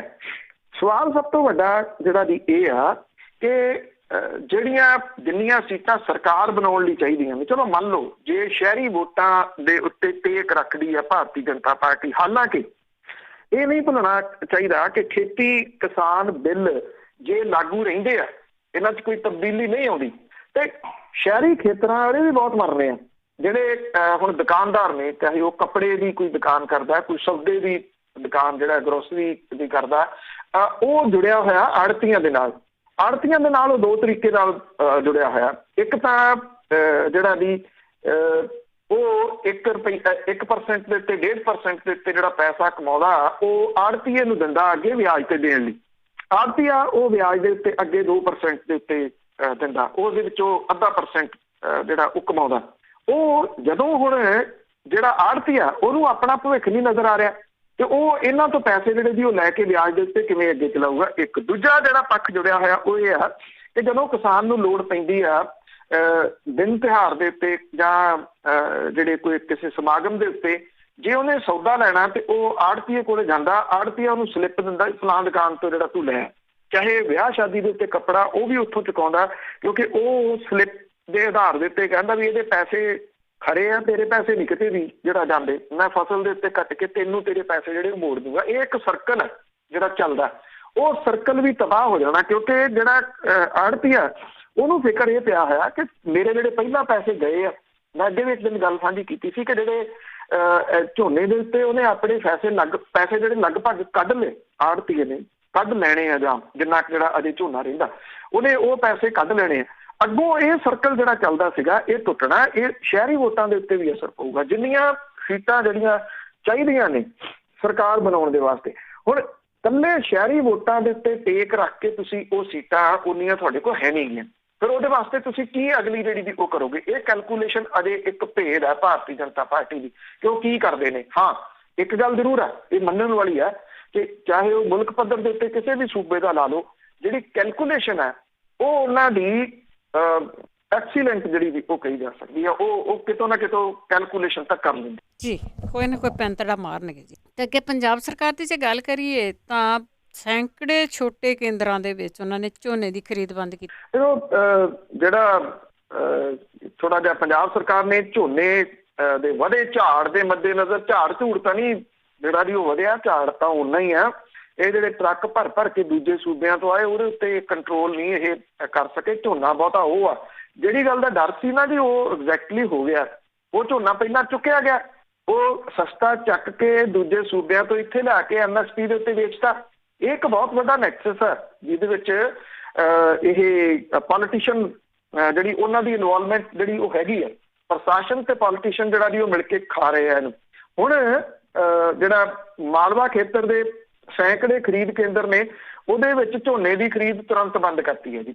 ਇਹ ਸਰਕਾਰ ਨੇ ਪੰਜਾਬ ਦੇ ਮੁੱਖ ਯਾਰਡ ਜਿਹੜੇ ਨੇ ਸਬ ਡਿਵੀਜ਼ਨ ਪੱਧਰ ਜਾਂ ਮਾਰਕੀਟ ਦਫ਼ਤਰ ਪੱਧਰ ਤੇ ਬਾਕੀ ਸਾਰੇ ਯਾਰਡ ਜਿਹੜੇ ਨੇ ਉੱਥੇ ਝੋਨੇ ਦੀ ਖਰੀਦ ਵਿੱਚ ਭੰਡਾਰਨ, ਪ੍ਰੋਸੈਸਿੰਗ, ਕਾਰੋਬਾਰ ਇੱਥੇ ਰੋਕ ਜਿਹੜੀ ਵੀ ਉਹ ਲਾਤੀ ਹੈ। ਐਕਚੁਅਲੀ ਜਿਹੜਾ ਇਹ ਕਿਹਾ ਗਿਆ ਕਿ ਜਿਹੜੇ ਇਹਦੇ ਉੱਤੇ ਰੋਕ ਲਾਉਣ ਦੇ ਕੁਝ ਕਾਰਨ ਜਿਹੜੇ ਆ ਉਹ ਪੰਜਾਬ ਸਰਕਾਰ ਦੇ ਵੱਲੋਂ ਦੱਸੇ ਜਾ ਰਹੇ ਆ। ਐਕਚੁਅਲੀ ਜਿਹੜੇ ਇਹ ਕਾਰਨ ਨੇ ਉਹਨਾਂ ਤੋਂ ਬਿਨਾਂ ਜਿਹੜੀ ਮੁਸੀਬਤ ਬਣੀ ਆ ਨਾ ਜੀ, ਉਹ ਬਾਹਰਲੇ ਸੂਬਿਆਂ ਤੋਂ ਆਇਆ ਝੋਨਾ ਜਿਹੜਾ ਉਹ ਮੁਸੀਬਤ ਬਣਿਆ। ਔਰ ਇਹਦੇ ਵਿੱਚ ਜੇ ਤੁਸੀਂ ਇਹ ਦੇਖਿਆ ਹੋਵੇ ਕਿ ਰੋਕ ਨਹੀਂ ਜਿਹੜੀ ਜੀ ਉਹ ਲੱਗ ਸਕੀ। ਰੋਕ ਇਸ ਕਰਕੇ ਨਹੀਂ ਲੱਗ ਸਕੀ ਕਿ ਇਨਵੋਲਵਮੈਂਟ ਜਿਹੜੀ ਆ ਉਹ ਪੋਲੀਟੀਸ਼ੀਅਨਾਂ ਦੀ ਇਹਦੇ ਵਿੱਚ ਡੀਪਲੀ ਹੈਗੀ ਹੈ। ਮੰਡੀ ਬੋਰਡ ਜਿਹੜਾ ਵੀ ਉਹ ਇਹ ਕਹਿੰਦਾ ਕਿ ਬਾਹਰੀ ਝੋਨੇ ਦੀ ਆਮਦ ਦੇ ਉੱਤੇ ਨੱਥ ਪਾਉਣ ਲਈ ਸਖਤ ਕਦਮ ਜਿਹੜੇ ਉਹ ਚੁੱਕੇ ਗਏ ਆ। ਉਹ ਕਹਿੰਦਾ ਕਿ ਮੰਡੀਆਂ ਦੀ ਖਰੀਦ ਜਿਹੜੀ ਉਹ ਨੇਪਰੇ ਚੜ੍ਹ ਚੁੱਕੀ ਹੋਈ ਆ, ਜਿਹਦੇ ਕਰਕੇ 4 ਲੱਖ ਮੀਟ੍ਰਿਕ ਟਨ ਖਰੀਦ ਦਾ ਦਾਅਵਾ ਜਿਹੜਾ ਵੀ ਉਹ ਕੀਤਾ ਗਿਆ। ਇਹ ਵੀ ਕਿਹਾ ਗਿਆ ਕਿ ਬਕਾਇਆ ਜਿਹੜੀ ਖਰੀਦ ਆ ਉਹਦੇ ਬਾਰੇ ਕੁਝ ਵੀ ਸਪਸ਼ਟ ਨਹੀਂ ਜੀ। 800 ਖਰੀਦ ਕੇਂਦਰ ਬੰਦ ਕਰ ਦਿੱਤੇ ਗਏ ਆ। ਹੁਣ 154 ਮੁੱਖ ਯਾਰਡ ਨੇ ਜਿਨ੍ਹਾਂ ਦੇ ਉੱਤੇ ਇਹ ਖਰੀਦ ਹੋਊਗੀ। ਇਹਦੇ ਨਾਲ ਖੇਤੀ ਕਾਨੂੰਨਾਂ ਦੇ ਖਿਲਾਫ ਜਿਹੜੀਆਂ ਕਿਸਾਨ ਜਥੇਬੰਦੀਆਂ ਨੇ ਜੀ, ਉਹਨਾਂ ਦੇ ਮੱਥੇ ਦੇ ਉੱਤੇ ਤਿਉੜੀਆਂ ਹੋਰ ਜਿਹੜੀਆਂ ਦੀ ਉਹ ਵਧੀਆਂ ਨੇ ਕਿ ਇਹ ਕੀ ਜਿਹੜਾ ਉਹ ਕੀਤਾ ਜਾ ਰਿਹਾ। ਉਹਨਾਂ ਨੂੰ ਵੱਡੀ ਸਮੱਸਿਆ ਜਿਹੜੀ ਜੀ ਉਹ ਆ ਸਕਦੀ ਹੈ। ਪੰਜਾਬ ਦੇ ਵਿੱਚ ਪਹਿਲੀ ਵਾਰੀ ਇਹ ਹੋਇਆ ਕਿ ਸਰਕਾਰ ਨੇ ਮੁੱਖ ਯਾਰਡਾਂ ਤੋਂ ਬਿਨਾਂ ਬਾਕੀ ਦੇ ਸਾਰੇ ਸੈਂਟਰਾਂ ਦੇ ਵਿੱਚ ਖਰੀਦ ਨੂੰ ਇੱਕਦਮ ਬੰਦ ਕਰ ਦਿੱਤਾ। ਮਾਲਵਾ ਖੇਤਰ ਦੇ ਕਿਸਾਨਾਂ ਨੂੰ ਇਹਦੇ ਨਾਲ ਸਭ ਤੋਂ ਵੱਡੀ ਜਿਹੜੀ ਇਹਦੀ ਉਹ ਮਾਰ ਪਈ ਆ ਔਰ ਉਹਨਾਂ ਨੂੰ ਹੁਣ ਝੋਨਾ ਵੇਚਣ ਦੇ ਵਾਸਤੇ ਕਈ ਕਿਲੋਮੀਟਰ ਤੱਕ ਦਾ ਸਫ਼ਰ ਤੈਅ ਕਰਨਾ ਪੈਣਾ ਜੀ। ਤੇ ਅੱਗੇ ਸ਼੍ਰੋਮਣੀ ਕਮੇਟੀ ਦੀ ਗੱਲ ਕਰੀਏ, 100 ਸਾਲ ਪੂਰੇ ਹੋਏ ਜੋ ਸੈਮੀਨਾਰ ਲੱਗ ਰਹੇ ਆ, ਬਹੁਤਿਆਂ ਦੇ ਵਿੱਚ ਇਹੀ ਆਵਾਜ਼ ਆ ਰਹੀ ਆ ਕਿ ਸਿਆਸਤ ਤੋਂ ਛਡਾਓ ਸ਼੍ਰੋਮਣੀ ਕਮੇਟੀ ਨੂੰ। ਦੇਖੋ, ਸਵਾਲ ਇਹ ਹੈ ਕਿ ਇਹ ਸਿਆਸਤ ਤੋਂ ਛਡਵਾਈ ਜਿਹੜੀ ਦੀ ਉਹ ਜਾ ਸਕੂਗੀ। ਸਭ ਤੋਂ ਵੱਡਾ ਸਵਾਲ ਤਾਂ ਇਹ ਹੈ ਨਾ ਜੀ, ਜੇ 100 ਸਾਲਾਂ ਦੀ ਗੱਲ ਕਰਨੀ ਹੋਵੇ ਤੇ ਜਿੱਥੇ ਨਿਗਾਰ ਜਿੰਨਾ ਆ ਗਿਆ ਹੋਇਆ, ਚਾਹੇ ਉਹ ਦਿੱਲੀ ਸਿੱਖ ਗੁਰਦੁਆਰਾ ਮੈਨੇਜਮੈਂਟ ਕਮੇਟੀ ਹੈ, ਚਾਹੇ ਸ਼੍ਰੋਮਣੀ ਗੁਰਦੁਆਰਾ ਪ੍ਰਬੰਧਕ ਕਮੇਟੀ ਹੈ, ਕੋਈ ਸੋਚ ਸਕਦਾ ਹੈ ਕਿ ਇਹ ਧਾਰਮਿਕ ਸੰਸਥਾਵਾਂ ਸੀ ਔਰ ਸਭ ਤੋਂ ਵੱਧ ਕਰਪਸ਼ਨ ਦੇ ਦੋਸ਼ ਇਸ ਵੇਲੇ ਇਹਨਾਂ ਸੰਸਥਾਵਾਂ ਦੇ ਉੱਤੇ ਲੱਗ ਰਹੇ ਆ। ਚਾਹੇ ਉਹ ਮਨਜਿੰਦਰ ਸਿੰਘ ਸਰਸਾ ਹੋਰਾਂ ਦੇ ਉੱਤੇ ਮਾਮਲਾ ਦਰਜ ਕਰਨ ਦੀ ਗੱਲ ਹੋਵੇ, ਚਾਹੇ ਮਨਜੀਤ ਸਿੰਘ ਜੀਕੇ ਦੇ ਉੱਤੇ ਮਾਮਲਾ ਦਰਜ ਕਰਨ ਦੀ ਗੱਲ ਹੋਵੇ, ਜੇ ਸ਼੍ਰੋਮਣੀ ਗੁਰਦੁਆਰਾ ਪ੍ਰਬੰਧਕ ਕਮੇਟੀ ਦੇ ਉੱਤੇ ਆ ਜਾਈਏ ਤੇ ਅੱਜ ਸਭ ਨੂੰ ਪਤਾ ਕਿ ਕੀਤੇ ਕਰਾਏ ਅਖੰਡ ਪਾਠ ਜਿਹੜੇ ਜੀ ਉੱਥੇ ਮਿਲਦੇ ਆ ਔਰ ਇਹਦੇ ਵਿੱਚ ਅਰਦਾਸ ਸਿਰਫ ਤੁਹਾਡੇ ਨਾਂ ਦੀ ਜਿਹੜੀ ਉਹ ਕਰਨੀ ਹੁੰਦੀ ਹੈ। ਕਦੇ ਕੋਈ ਚੰਦੋਏ ਦਾ ਜਿਹੜਾ ਜੀ ਕੋਈ ਸਕੈਂਡਲ ਸਾਹਮਣੇ ਆ ਜਾਂਦਾ, ਕਿਤੇ ਕੜਾਹ ਪ੍ਰਸ਼ਾਦ ਦਾ ਸਕੈਂਡਲ ਸਾਹਮਣੇ ਆ ਜਾਂਦਾ। ਮਤਲਬ ਕਿ ਇੱਥੋਂ ਤੱਕ ਜਿਹੜੇ ਹਾਲਾਤ ਨਿੱਘਰ ਗਏ ਕਿ ਸਾਕਾ ਨੀਲਾ ਤਾਰਾ ਦੇ ਸਮੇਂ ਚੁੱਕਿਆ ਗਿਆ ਸਮਾਨ ਕੇਂਦਰ ਦੀ ਸਰਕਾਰ ਨੇ ਵਾਪਸ ਕਰਤਾ। ਅਜੇ ਤੱਕ ਪਤਾ ਹੀ ਨਹੀਂ ਲੱਗਦਾ ਕਿ ਉਹ ਗਿਆ ਕਿੱਥੇ, ਕਿਹਨੂੰ ਵੇਚਤਾ। 328 ਸਰੂਪ ਜਿਹੜੇ ਸੀ ਉਹ ਲਾਪਤਾ ਹੋ ਗਏ। ਉਹਦਾ ਰੌਲਾ ਜਿਹੜਾ ਉਹ ਚੱਲੀ ਜਾਂਦਾ। ਕਿਸ ਕਿਸਮ ਦੀ ਕਰਪਸ਼ਨ ਜਿਹੜੀ ਦੀ ਉਹ ਚੱਲਦੀ ਹੈ, ਸਿਆਸਤ ਤੋਂ ਕਿੰਨੀ ਪ੍ਰਭਾਵਿਤ ਹੋ ਗਈ ਕਿ ਜੇ ਤਾਂ ਅਕਾਲੀ ਦਲ ਜਿਹੜਾ ਦੀ ਉਹ ਤਖਤਾਂ ਤੋਂ ਲੈ ਕੇ ਆਉਂਦਾ ਜਿਹੜਾ ਜਲੂਸ ਦੀ ਸ਼ਕਲ ਦੇ ਵਿੱਚ ਬਾਦਲ ਅਕਾਲੀ ਦਲ, ਉਹਦੇ ਵਾਸਤੇ ਸ਼੍ਰੋਮਣੀ ਗੁਰਦੁਆਰਾ ਪ੍ਰਬੰਧਕ ਕਮੇਟੀ ਉਚੇਚੇ ਲੰਗਰ ਦੇ ਪ੍ਰਬੰਧ ਕਰ ਰਹੀ ਆ। ਕਿਸਾਨ ਬੈਠੇ ਆ ਇੰਨੀ ਦੇਰ ਤੋਂ, ਉਹਦੇ 'ਚ ਸ਼੍ਰੋਮਣੀ ਗੁਰਦੁਆਰਾ ਪ੍ਰਬੰਧਕ ਕਮੇਟੀ ਚੁੱਪ ਹੈ। ਮਤਲਬ ਕਿ ਉਹਨੂੰ ਵਰਤਿਆ ਇੱਕ ਪਾਰਟੀ ਜਿਹੜੀ ਦੀ ਉਹ ਵਰਤ ਰਹੀ ਹੈ। ਇਹਦੇ ਸੰਬੰਧੀ ਜਿਹੜੇ 100 ਵਰ੍ਹੇ ਪੂਰੇ ਹੋਣ ਦੇ ਤੇ ਜਲੰਧਰ ਦੇ ਵਿੱਚ ਵੀ ਇੱਕ ਸੈਮੀਨਾਰ ਲਾਇਆ ਗਿਆ ਜੀ, ਦਸ਼ਾ ਤੇ ਦਿਸ਼ਾ। ਇਹਦੇ ਵਿੱਚ ਇਹ ਕਿਹਾ ਗਿਆ ਕਿ ਸ਼੍ਰੋਮਣੀ ਗੁਰਦੁਆਰਾ ਪ੍ਰਬੰਧਕ ਕਮੇਟੀ ਜਿਹੜੀ ਆ ਉਹਨੂੰ ਸਿਆਸਤ ਤੋਂ ਮੁਕਤ ਕਰਵਾਇਆ ਜਾਵੇ ਔਰ ਇਹ ਕਿਹਾ ਕਿ ਸ਼੍ਰੋਮਣੀ ਕਮੇਟੀ ਨੂੰ ਸਿਰਫ ਸੱਤਾ ਹਾਸਲ ਕਰਨ ਲਈ ਇੱਕ ਸਾਧਨ ਵਜੋਂ ਜਿਹੜਾ ਉਹ ਵਰਤਿਆ ਜਾ ਰਿਹਾ, ਜਦੋਂ ਕਿ ਇਹਦੇ ਮੋਢੀਆਂ ਦਾ ਨਿਸ਼ਾਨਾ ਗੁਰੂ ਤੇ ਪੰਥ ਜਿਹੜਾ ਦੀ ਉਹ ਰਿਹਾ। ਇਹਦੇ ਵਿੱਚ ਜਿਹੜੇ ਬੁਲਾਰੇ ਬੋਲੇ ਉਹਨਾਂ ਨੇ ਜਿਹੜੀ ਦੀ ਇਹ ਕਹੀ ਕਿ ਜਿਹੜੀ ਸ਼੍ਰੋਮਣੀ ਕਮੇਟੀ ਨੂੰ ਬਣਾਉਣ ਵਾਲੇ ਆਗੂਆਂ ਦੀ ਸੋਚ ਬੜੀ ਚੌੜੀ ਜਿਹੜੀ ਖੁੱਲੀ ਸੀ, ਸਪਸ਼ਟ ਸੀ ਔਰ ਸਿੱਖ ਲੀਡਰਾਂ ਨੂੰ ਉਹਨਾਂ ਨੇ ਕਿਹਾ ਕਿ ਸੋਚਣਾ ਪਊਗਾ ਕਿ ਜਿਹੜੀ ਚੋਣ ਪ੍ਰਣਾਲੀ ਦੇ ਰਾਹੀਂ ਮੈਂਬਰ ਚੁਣੇ ਜਾਂਦੇ ਆ ਉਹਨੂੰ ਸੁਧਾਰਿਆ ਜਾਵੇ। ਔਰ ਇਹ ਕਿਹਾ ਜਿਹੜਾ ਜੀ ਗਿਆ ਕਿ ਕਮੇਟੀ ਦੇ ਵਿੱਚ ਖੜੋਤ ਪੈਦਾ ਹੋ ਗਈ ਆ, ਇਹਨੂੰ ਸਿੱਖ ਸਿਆਸਤਦਾਨਾਂ ਤੋਂ ਮੁਕਤ ਕਰਨਾ ਚਾਹੀਦਾ। ਅਕਾਲ ਤਖਤ, ਸ਼੍ਰੋਮਣੀ ਗੁਰਦੁਆਰਾ ਪ੍ਰਬੰਧਕ ਕਮੇਟੀ ਤੇ ਸ਼੍ਰੋਮਣੀ ਅਕਾਲੀ ਦਲ ਸਿੱਖ ਪੰਥ ਦੀਆਂ 3 ਸਿਰਮੌਰ ਜਥੇਬੰਦੀਆਂ ਨੇ। ਇਹ ਵੀ ਕਿਹਾ ਗਿਆ ਕਿ ਤਿੰਨੇ ਇੱਕ ਦੂਜੇ ਨੂੰ ਵਰਤ ਰਹੇ। ਹੁਣ ਜਿਹੜਾ ਇੱਥੇ ਸੈਮੀਨਾਰ ਹੋਇਆ ਜੀ ਉਹਦੇ ਵਿੱਚ ਸਿਆਸਤਦਾਨ ਵੀ ਜਿਹੜੇ ਜੀ ਉਹ ਬੈਠੇ ਹੋਏ ਸੀਗੇ। ਅਕਾਲੀ ਦਲ ਡੈਮੋਕ੍ਰੈਟਿਕ ਦੇ ਪ੍ਰਧਾਨ ਸੁਖਦੇਵ ਸਿੰਘ ਢੀਂਡਸਾ ਉੱਥੇ ਸੀਗੇ ਜੀ। ਜਥੇਦਾਰ ਜਗਦੇਵ ਸਿੰਘ ਤਲਵੰਡੀ ਦੀ ਬੇਟੀ ਉੱਥੇ ਸੀ। ਸਾਬਕਾ ਸੰਸਦ ਮੈਂਬਰ ਪਰਮਜੀਤ ਕੌਰ ਗੁਲਸ਼ਨ ਸੀ। ਜਿਹੜੇ ਬਾਕੀ ਅਕਾਲੀ ਦਲ ਨੇ ਜੀ ਉਹਨਾਂ ਦੇ ਵੀ ਇੱਕ ਟਕਸਾਲੀ ਦੇ ਬੁਲਾਰੇ ਉੱਥੇ ਮੌਜੂਦ ਸੀਗੇ। ਸਵਾਲ ਇਹ ਆ ਕਿ ਸ਼੍ਰੋਮਣੀ ਗੁਰਦੁਆਰਾ ਪ੍ਰਬੰਧਕ ਕਮੇਟੀ ਦੀਆਂ ਜਿਹੜੀਆਂ ਆਮ ਚੋਣਾਂ ਹੋਣੀਆਂ ਨੇ, ਜਿਹੜੀਆਂ ਉਡੀਕੀਆਂ ਜਾ ਰਹੀਆਂ ਨੇ, ਸੰਭਾਵੀ ਰੂਪ ਚ ਮਾਰਚ ਅਪ੍ਰੈਲ ਚ ਹੋ ਸਕਦੀਆਂ ਨੇ, ਬਾਦਲ ਦਲ ਨੂੰ ਲੱਗਦਾ ਕਿ ਉਹਦਾ ਕਬਜ਼ਾ ਉਹਦੇ ਤੋਂ ਛੁੱਟ ਸਕਦਾ ਜੇ ਇਕਜੁੱਟਤਾ ਜਿਹੜੀ ਵੀ ਹੋਵੇ। ਇਹਦੇ ਚ ਜੇ ਲੱਗੀ ਹੋਈ ਆ, ਜੇ ਇਕਜੁੱਟਤਾ ਜਿਹੜੀ ਉਹ ਹੋਵੇ ਤਾਂ। ਸਵਾਲ ਇਹ ਆ ਕਿ ਜਿਹੜੇ ਇਸ ਵੇਲੇ ਜਿਵੇਂ ਸੁਖਦੇਵ ਸਿੰਘ ਢੀਂਡਸਾ ਹੋਰੀ ਇਹ ਕਹਿ ਤਾਂ ਰਹੇ ਆ ਕਿ ਜਿਹੜੇ ਸ਼੍ਰੋਮਣੀ ਕਮੇਟੀ ਦੀਆਂ ਚੋਣਾਂ ਨਿਰੋਲ ਧਾਰਮਿਕ ਸੋਚ ਵਾਲੇ ਬੰਦਿਆਂ ਨੂੰ ਲੜਾਈਆਂ ਜਾਣਗੀਆਂ, ਮੈਰਿਟ ਤੇ ਟਿਕਟਾਂ ਦਿੱਤੀਆਂ ਜਾਣਗੀਆਂ, ਜਿਹੜੇ SPPC ਦੇ ਮੈਂਬਰ ਬਣਨਗੇ ਉਹ ਸਿਆਸਤ ਦੇ ਵਿੱਚ ਉਹਨਾਂ ਨੂੰ ਕੋਈ ਅਹੁਦਾ ਨਹੀਂ ਦਿੱਤਾ ਜਾਊਗਾ, ਉਹ ਚੋਣ ਨਹੀਂ ਲੜ ਸਕਣਗੇ। ਸਵਾਲ ਇਹ ਹੈ ਕਿ ਜਿੰਦਾ ਕੁੰਡਾ ਕਿਹਦਾ ਜਿਹੜਾ ਦੀ ਉੱਤੇ ਰਹੂਗਾ? ਜਿੰਦਾ ਕੁੰਡਾ ਉੱਤੇ ਤਾਂ ਸਿਆਸਤ ਦਾ ਹੀ ਰਹੂਗਾ ਨਾ। ਸੈਮੀਨਾਰ ਤਾਂ ਇਹ ਹੋ ਰਹੇ ਨੇ ਕਿ ਸਿਆਸਤ ਤੋਂ ਮੁਕਤ ਕੀਤਾ ਜਾਵੇ। ਸਿਆਸਤ ਤੋਂ ਮੁਕਤ ਕਿਵੇਂ ਹੋਊਗੀ ਸ਼੍ਰੋਮਣੀ ਗੁਰਦੁਆਰਾ ਪ੍ਰਬੰਧਕ ਕਮੇਟੀ? ਇਹ ਬਹੁਤ ਵੱਡਾ ਸਵਾਲ ਆਪਣੇ ਆਪ ਦੇ ਵਿੱਚ ਇੱਕ ਜਿਹੜਾ ਦੀ ਉਹ ਖੜਾ। ਔਰ ਇਹ ਵੀ ਗੱਲ ਪੱਕੀ ਹੈ ਕਿ ਜਿੰਨੀ ਦੇਰ ਤੱਕ ਸਿਆਸੀ ਲੋਕਾਂ ਤੋਂ ਇਹ ਮੁਕਤ ਨਹੀਂ ਹੁੰਦੀ, ਇਹਦੇ ਵਿੱਚ ਆਇਆ ਨਿਗਾਰ ਜਿਹੜਾ ਜੀ ਉਹ ਠੀਕ ਹੋ ਸਕਣਾ ਉਦੋਂ ਤੱਕ ਸੰਭਵ ਨਹੀਂ ਹੋਣਾ ਜੀ। ਤੇ ਅੱਗੇ ਗੱਲ ਕਰਦੇ ਹਾਂ, ਵੈਸੇ ਨਸ਼ੇ ਵਾਲਾ ਜਿਹੜਾ ਮੁੱਦਾ ਆ ਉਹ ਤਾਂ ਲੋਕੀ ਭੁੱਲ ਭੁਲਾ ਵੀ ਗਏ ਆ, ਤੇ ਹਰਪਾਲ ਚੀਮਾ ਨੇ ਸਰਕਾਰ ਘੇਰੀ। ਦੇਖੋ ਚੱਲ ਤਾਂ ਜਿਹੜਾ ਜੀ ਇਸ ਪੱਖੋਂ ਤਾਂ ਚੱਲ ਰਿਹਾ ਕਿ ਪੰਜਾਬ ਦੇ ਵਿੱਚ ਕੋਈ ਸਮਗਲਿੰਗ ਤਾਂ ਨਹੀਂ ਰੁਕੀ ਹੈਗੀ। ਨੈਕਸਸ ਉਸੇ ਤਰੀਕੇ ਦੇ ਨਾਲ ਸਾਹਮਣੇ ਆ ਰਹੇ ਆ ਜਿਵੇਂ ਪਿਛਲੀ ਸਰਕਾਰ ਦੇ ਮੌਕੇ ਦੇ ਉੱਤੇ ਸਾਹਮਣੇ ਆਉਂਦੇ ਸੀ। ਤਾਜ਼ੀ ਮਿਸਾਲ ਤਾਂ ਜਿਹੜਾ ਗੁਰਦੀਪ ਰਾਣੋ ਹੈ, ਜਿਹੜਾ ਅਕਾਲੀ ਦਲ ਦਾ ਸਰਪੰਚ ਸੀਗਾ। ਇੱਕ ਆਮ ਦੇ ਬੰਦੇ ਦੀ ਸਿਆਸੀ ਨੇਤਾਵਾਂ ਦੇ ਨਾਲ ਇੰਨੀ ਨੇੜਤਾ ਇਹ ਸਮਝ ਤੋਂ ਪਰੇ ਵਾਲੀ ਗੱਲ ਹੈ ਨਾ ਕਿ ਸੁਖਬੀਰ ਸਿੰਘ ਬਾਦਲ ਦੇ ਨਾਲ ਉਹਦੀਆਂ ਜਿਹੜੀਆਂ ਉਹ ਫੋਟੋਆਂ, ਬਿਕਰਮ ਸਿੰਘ ਮਜੀਠੀਆ ਹੋਰਾਂ ਦੇ ਨਾਲ ਫੋਟੋਆਂ, ਚਰਨਜੀਤ ਸਿੰਘ ਅਟਵਾਲ ਹੋਰਾਂ ਦੇ ਨਾਲ ਨੇੜਤਾ, ਅੰਕਿਤ ਬਾਂਸਲ ਜਿਹੜੇ ਕਿ ਮੌਜੂਦਾ ਮੁੱਖ ਮੰਤਰੀ ਕੈਪਟਨ ਅਮਰਿੰਦਰ ਸਿੰਘ ਹੋਰਾਂ ਦਾ OSD ਹੈ, ਉਹ ਕਾਰ ਚਲਾ ਰਿਹਾ। ਗੁਰਦੀਪ ਰਾਣੋ ਜਿਹੜਾ ਜੀ ਉਹ ਨਾਲ ਬੈਠਾ ਹੋਇਆ ਜਿਹਦੀ ਕਾਰ ਚਲਾ ਰਿਹਾ। ਜਾਂ ਜਿਹੜੀਆਂ ਫੋਟੋਆਂ ਨੇ ਇਹ ਫੋਟੋਆਂ ਕਿਤੇ ਜਨਤਕ ਇਕੱਠ ਦੀਆਂ ਨਹੀਂ ਗਈਆਂ ਜੀ, ਇਹ ਇੰਡੀਵਿਜੂਅਲ ਫੋਟੋਆਂ ਨੇ। ਜਿਹੜੇ ਇਹ ਨੇਤਾ ਨੇ, ਜਿਹੜੇ ਵੱਡੇ ਨੇਤਾ ਨੇ, ਉਹਨਾਂ ਦੇ ਨਾਲ ਆਮ ਬੰਦੇ ਦੀ ਫੋਟੋ ਖਿਚਾਉਣੀ ਉਹ ਪੋਸੀਬਲ ਨਹੀਂ ਗੀ। ਤਾਂ ਇਹ ਨੇੜਤਾ ਤਾਂ ਸਿੱਧ ਕਰਦੀਆਂ ਨੇ ਜੀ। ਹੁਣ ਸਵਾਲ ਇਹ ਆ ਕਿ ਜਦੋਂ ਜਾਂਚ ਜਿਹੜੀ ਉਹ ਤੁਰਦੀ ਆ, ਉਹ ਜਾਂਚ ਮੁੜ ਕੇ ਜਾ ਕੇ ਫੇਰ ਰੁਕ ਜਾਂਦੀ ਹੈ। ਵਿਰੋਧੀ ਧਿਰ ਦੇ ਨੇਤਾ ਜਿਹੜੇ ਨੇ ਹਰਪਾਲ ਸਿੰਘ ਚੀਮਾ ਹੋਰਾਂ ਨੇ ਇਹ ਪ੍ਰੈਸ ਕਾਨਫਰੰਸ ਕਰਕੇ ਇਹ ਇੱਕ ਜਿਹੜੀ ਦੀ ਗੱਲ ਫੇਰ ਉਠਾਈ ਹੈ ਕਿ ਮੁੱਖ ਮੰਤਰੀ ਦੇ ਸਲਾਹਕਾਰ ਕੈਪਟਨ ਸੰਦੀਪ ਸੰਧੂ, OSD ਅੰਕਿਤ ਬਾਂਸਲ ਤੇ ਦਮਨ ਮੋਹੀ, ਇਹਨਾਂ ਦੀ ਜਾਂਚ ਵੀ ਹੋਣੀ ਚਾਹੀਦੀ ਹੈ ਕਿਉਂਕਿ ਇਹਨਾਂ ਦੇ ਨਾਲ ਫੋਟੋਆਂ ਗੁਰਦੀਪ ਰਾਣੋ ਦੀਆਂ ਨੇ। ਹਾਲਾਂਕਿ ਅੰਕਿਤ ਬਾਂਸਲ ਦਾ ਤਾਂ ਇਹਦੇ ਉੱਤੇ ਅਜੇ ਤੱਕ ਕੋਈ ਪ੍ਰਤੀਕਰਮ ਨਹੀਂ ਆਇਆ। ਕੈਪਟਨ ਸੰਦੀਪ ਸੰਧੂ ਹੋਰਾਂ ਜ਼ਰੂਰ ਆਇਆ ਸੀ ਤੇ ਮੈਂ ਨਹੀਂ ਜਾਣਦਾ, ਉਹਨੂੰ ਪਤਾ ਨਹੀਂ ਉਹਨੇ ਫੋਟੋ ਕਿਵੇਂ ਜਿਹੜੀ ਦੀ ਉਹ ਖਿਚਾ ਲਈ। ਇਹ ਕਿਉਂਕਿ ਇਹਦੇ ਉੱਤੇ ਸਰਕਾਰ ਵੀ ਚੁੱਪ ਕੀਤੀ ਹੋਈ ਹੈ। ਅੰਕਿਤ ਬਾਂਸਲ ਵਾਲੀ ਨੇੜਤਾ ਦੇ ਉੱਤੇ ਤਾਂ ਸਰਕਾਰ ਨੇ ਮੂੰਹ ਹੀ ਨਹੀਂ ਖੋਲਿਆ। ਕਿਸੇ ਸਰਕਾਰ ਦੇ ਬੰਦੇ ਨੇ ਕੋਈ ਇਹਦੇ ਉੱਤੇ ਜਿਹੜਾ ਪ੍ਰਤੀਕਰਮ ਨਹੀਂ ਦਿੱਤਾ। ਹਾਂ ਨਾ ਹੂੰ ਕੁਝ ਤਾਂ ਕਹਿੰਦੇ ਵੀ, ਕੋਈ ਕੱਟ ਹੀ ਦਿੰਦੇ ਵੀ ਇਹ ਗਲਤ ਹੈ ਨਾ, ਕੁਝ ਨਹੀਂ ਜਿਹੜਾ ਵੀ ਉਹ ਕੀਤਾ। ਹਰਪਾਲ ਸਿੰਘ ਚੀਮਾ ਹੋਰਾਂ ਨੇ ਇਹ ਗੱਲ ਕਹੀ ਹੈ ਕਿ ਇਹਨਾਂ ਨੂੰ ਜਾਂਚ ਦੇ ਘੇਰੇ ਦੇ ਵਿੱਚ ਲਓ। ਜਦੋਂ ਇਹਨਾਂ ਆਗੂਆਂ ਦੀਆਂ, ਅਕਾਲੀ ਆਗੂਆਂ ਦੀਆਂ ਇਹਦੇ ਨਾਲ ਨੇੜਤਾ ਦੀਆਂ ਜਿਹੜੀਆਂ ਉਹ ਤਸਵੀਰਾਂ ਆ ਰਹੀਆਂ ਨੇ, ਤੇ ਫਿਰ ਇਹ ਜਾਂਚ ਦੇ ਬਾਰੇ ਦੇ ਵਿੱਚ ਕਿਉਂ ਨਹੀਂ ਇਹਦੀ ਜਾਂਚ ਜਿਹੜੀ ਉਹ ਕੀਤੀ ਜਾ ਰਹੀ। ਟਾਸਕ ਫੋਰਸ ਜਿਹੜੀ ਇਹਦੀ ਉਹ ਲੱਗੀ ਹੋਈ ਆ ਇਹਦੀ ਜਾਂਚ ਕਰਨ ਦੇ ਵਾਸਤੇ, ਪਰ ਸਵਾਲ ਇਹ ਆ ਕਿ ਟਾਸਕ ਫੋਰਸ ਤਾਂ ਸਰਕਾਰ ਦੇ ਅਧੀਨ ਹੈ, ਉਹ ਕਿੱਥੋਂ ਤੱਕ ਜਾਂਚ ਜਿਹੜੀ ਜੀ ਉਹ ਕਰ ਲੂਗੀ। ਕਿਉਂਕਿ ਗੱਲ ਇਹ ਆ ਕਿ ਜਿਹੜੇ ਸਪੈਸ਼ਲ ਟਾਸਕ ਫੋਰਸ ਹੈ ਜਿਹੜੀ STF, ਜਾਂਚ ਤਾਂ ਉਹਨੇ ਪਹਿਲਾਂ ਵੀ ਬਹੁਤ ਸਾਰੇ ਕੇਸਾਂ ਦੀ ਕੀਤੀ। ਜਿਹੜਾ ਇੰਸਪੈਕਟਰ ਇੰਦਰਜੀਤ ਸਿੰਘ ਸੀਗਾ, ਜਦੋਂ ਉਹਦੀ ਜਾਂਚ ਹੋਈ ਆ, ਜਾਂਚ ਤਾਂ ਉਦੋਂ ਵੀ ਬੜੀ ਦੂਰ ਤੱਕ ਚਲੇ ਗਈ ਸੀ, ਤੇ ਉਸ ਜਾਂਚ ਦੇ ਵਿੱਚ ਇੱਕ ਬਹੁਤ ਚਰਚਿਤ ਰਿਹਾ ਨਾਮ ਰਾਜਜੀਤ ਸਿੰਘ, ਜਿਹੜੇ SSP ਮੋਗਾ ਸੀ ਉਦੋਂ, ਉਹਦੇ ਬਾਰੇ ਦੇ ਵਿੱਚ ਵੀ ਜਿਹੜੀ ਹੋਈ ਸੀਗੀ। ਪਰ ਉਹ ਜਾਂਚ ਬੰਦ ਲਿਫਾਫੇ 'ਚ ਪਈ ਹੈ ਹਾਈ ਕੋਰਟ ਦੇ ਵਿੱਚ। 2 ਸਾਲ ਤੋਂ ਉੱਤੇ ਦਾ ਸਮਾਂ ਹੋ ਗਿਆ, ਉਹ ਲਿਫਾਫਾ ਹੀ ਨਹੀਂ ਖੁੱਲਿਆ। 2 ਅਹਿਮ ਜਾਂਚ ਨੇ ਇਹਦੇ ਵਿੱਚ, ਇੱਕ ਤਾਂ ਜਿਹੜੇ DGP ਸਿਧਾਰਥ ਚਟੋਪਾਧਿਆਏ ਹੋਰਾਂ ਦੀ ਜਾਂਚ, ਦੂਸਰੀ ਜਾਂਚ STF ਦੇ ਚੀਫ ਹਰਪ੍ਰੀਤ ਸਿੰਘ ਸਿੱਧੂ ਹੋਰਾਂ ਦੀ ਹੈ। ਵੈਸੇ ਤੀਜਾ ਲਿਫਾਫਾ ਹੋਰ ਪਿਆ, ਉਹ ED ਦਾ ਨਰਿੰਦਰ ਸਿੰਘ ਹੋਰਾਂ ਦੀ ਜਾਂਚ।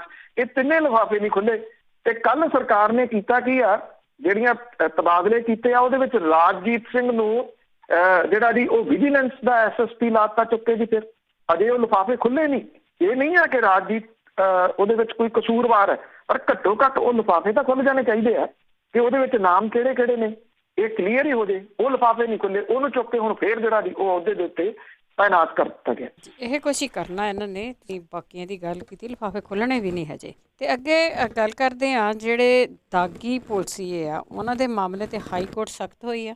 ਦੇਖੋ ਇਹ ਜਿਹੜਾ ਇੱਕ PIL ਜਿਹੜੀ ਆ ਉਹ ਪਈ ਹੋਈ ਆ ਕਿ ਇਹ ਦੱਸਿਆ ਜਾਵੇ ਕਿ ਕਿੰਨੇ ਪੁਲਿਸ ਵਾਲੇ ਪੰਜਾਬ ਪੁਲਿਸ ਦੇ ਜਿਹੜੇ ਉਹ ਦਾਗੀ ਨੇ, ਤੇ ਦਾਗੀ ਹੋਣ ਦੇ ਬਾਵਜੂਦ ਉਹ ਅਹੁਦਿਆਂ ਦੇ ਉੱਤੇ ਤਾਇਨਾਤ ਨੇ। ਤੇ ਜਦੋਂ ਇਹ ਪਈ ਤਾਂ ਹਾਈ ਕੋਰਟ ਨੇ ਜਿਹੜਾ ਜੀ ਜਵਾਬ ਮੰਗਿਆ। 28 ਅਕਤੂਬਰ ਨੂੰ ਜਿਹੜੀ ਸੀਗੀ ਸਰਕਾਰ ਨੇ ਇੱਕ ਸੂਚੀ ਜਿਹੜੀ ਉਹ ਸੌਂਪ ਦਿੱਤੀ, ਔਰ ਇਹ ਸੂਚੀ ਦੇ ਵਿੱਚ 822 ਪੁਲਿਸ ਵਾਲੇ ਜਿਹੜੇ ਸੀ ਉਹਨਾਂ ਨੂੰ ਦਾਗੀ ਦੱਸਿਆ ਗਿਆ। ਅੱਛਾ, ਹੁਣ ਇਹਦੇ ਵਿੱਚ ਇਹ ਆ ਕਿ 18 ਥਾਣੇਦਾਰ, 24 ਸਬ ਇੰਸਪੈਕਟਰ ਤੇ 170 ASI ਜਿਹੜੇ ਨੇ, 170 ਤੇ 24 ਜਿਹੜੇ ਦੀ 194 ਤੇ 18 ਜਿਹੜੇ ਸੀਗੇ 200 ਤੇ 12 ਤੁਸੀਂ ਲਾ ਲਓ, ਇਹ ਹੋ ਗਏ 822 ਟੋਟਲ ਹੈ। ਤੇ ਬਾਕੀ ਇਹਨਾਂ ਦੇ ਵਿੱਚ ਨੇ ਜੀ ਸਾਰੇ ਸਿਪਾਹੀ ਤੇ ਹੌਲਦਾਰ, ਮਤਲਬ ਕਿ ਹੇਠਲਿਆਂ ਦੀ ਇੱਕ ਸੂਚੀ ਜਿਹੜੀ ਬਣਾ ਕੇ ਦਿੱਤੀ। ਜਿਹੜਾ ਪਟੀਸ਼ਨ ਕਰਤਾ ਸੀ ਉਹਨੇ ਇਹ ਗੱਲ ਕਹੀ ਵੀ ਅਸੀਂ ਤਾਂ ਸਾਰੇ ਦਾਗੀ ਪੁਲਿਸ ਅਫਸਰਾਂ ਦੀ ਸੂਚੀ ਮੰਗੀ ਸੀ, ਇਹਦੇ ਵਿੱਚ IPS ਤੇ PPS ਅਫਸਰ ਕਿੱਥੇ ਨੇ ਜਿਹੜੇ ਦਾਗੀ ਨੇ, ਜਿਹੜੇ ਤਾਇਨਾਤ ਕਿੱਥੇ ਨੇ, ਉਹਦੀ ਲਿਸਟ ਜਿਹੜੀ ਉਹ ਲਿਆਓ। ਹੁਣ ਸਰਕਾਰੀ ਧਿਰ ਜਿਹੜੀ ਦੀ ਉਹ ਕਹਿੰਦੀ ਕਿ ਸਾਨੂੰ ਇਹਦੇ ਉੱਤੇ ਸਮਾਂ ਚਾਹੀਦਾ ਅਜੇ ਸੂਚੀ ਜਿਹੜੀ ਉਹ ਹੋਰ ਬਣਾਉਣ ਨੂੰ, ਕਿਉਂਕਿ ਸਰਕਾਰੀ ਧਿਰ ਨਹੀਂ ਚਾਹੁੰਦੀ ਜਾਂ ਅਫਸਰ ਉੱਥੇ ਬੈਠੇ ਨੇ ਨਾ, ਉਹ ਨਹੀਂ ਚਾਹੁੰਦੇ ਕਿ ਉਹਨਾਂ ਦੇ ਨਾਮ ਇਹ ਸੂਚੀ ਦੇ ਵਿੱਚ ਆਉਣ। ਇਸ ਕਰਕੇ ਉਹਨਾਂ ਨੇ ਨਿਬੇੜਾ ਕਰਨ ਦੇ ਵਾਸਤੇ ਕੀਤਾ ਕਿ ਹੇਠਲਿਆਂ ਦੀ ਜਿਹੜੇ ਸਿਪਾਹੀ ਵਗੈਰਾ ਨੇ ਉਹਨਾਂ ਦੀ ਜਾ ਕੇ ਸੂਚੀ ਜਿਹੜੀ ਉਹ ਦੇ ਦਿੱਤੀ ਕਿ ਇਹਦੇ ਨਾਲ ਸਰ ਜੂਗਾ, ਕੋਰਟ ਨੇ ਚੁੱਪ ਕਰ ਜਾਣਾ। ਪਟੀਸ਼ਨ ਕਰਤਾ ਨੇ ਜਿਹੜੀ ਦੀ ਉਹ ਕਿਹਾ ਵੀ ਨਹੀਂ IPS ਤੇ PPS ਵਾਲੀ ਵੀ ਸੂਚੀ ਜਿਹੜੀ ਉਹ ਲਿਆਓ। ਹੁਣ 15 ਦਸੰਬਰ ਅਗਲੀ ਜਿਹੜੀ ਉਹ ਤਰੀਕ ਪਈ ਹੈ, ਔਰ ਇਹਦੇ ਵਿੱਚ ਇਹ ਵੀ ਆਖਿਆ ਗਿਆ ਕਿ ਨਾ ਸਿਰਫ ਇਹ ਸੂਚੀ ਨਾ ਤੁਸੀਂ ਲੈ ਆਉਣਾ, IPS ਤੇ PPS ਦੇ ਜਿਹੜੇ ਅਧਿਕਾਰੀ ਨੇ ਉਹਦਾ ਇਹ ਵੀ ਦੱਸਣਾ ਕਿ ਉਹਨਾਂ ਦੇ ਖਿਲਾਫ ਕਿਹੜੇ ਕਿਹੜੇ ਕੇਸ ਦਰਜ ਨੇ, ਉਹਨਾਂ ਦੇ ਉੱਤੇ ਜਿਹੜੇ ਕੇਸ ਦਰਜ ਆ ਉਹਦੀ ਜਾਂਚ ਜਿਹੜੀ ਆ ਉਹਦਾ ਸਟੇਟਸ ਕੋ ਕੀ ਹੈ, ਅੱਜ ਉਹ ਜਾਂਚ ਕਿੱਥੇ ਖੜੀ ਹੈ, ਉਹ ਕਿੱਥੇ ਤਾਇਨਾਤ ਨੇ, ਇਹਦਾ ਪੂਰੇ ਦਾ ਪੂਰੀ ਡਿਟੇਲ ਜਿਹੜੀ ਆ ਦੀ ਉਹ ਲਿਆ ਕੇ ਦਿਓ।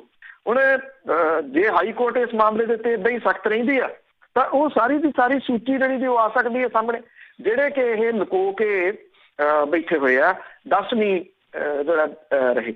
ਇਸ ਕਰਕੇ ਨਹੀਂ ਜਿਹੜਾ ਉਹ ਦੱਸ ਰਹੇ ਕਿ ਕਿਤੇ ਇਹ ਸਾਰਾ ਕੁਝ ਸਾਹਮਣੇ ਨਾ ਆ ਜਾਏ। ਹਾਈ ਕੋਰਟ ਨੇ ਇਹ ਆਦੇਸ਼ 28 ਅਕਤੂਬਰ ਨੂੰ ਜਿਹੜੇ ਦੀ ਉਹ ਦਿੱਤੇ ਸੀਗੇ। ਹੁਣ ਫੇਰ ਇਹਨਾਂ ਨੇ ਸਮਾਂ ਜਿਹੜਾ ਦੀ ਉਹ ਮੰਗ ਰਿਹਾ।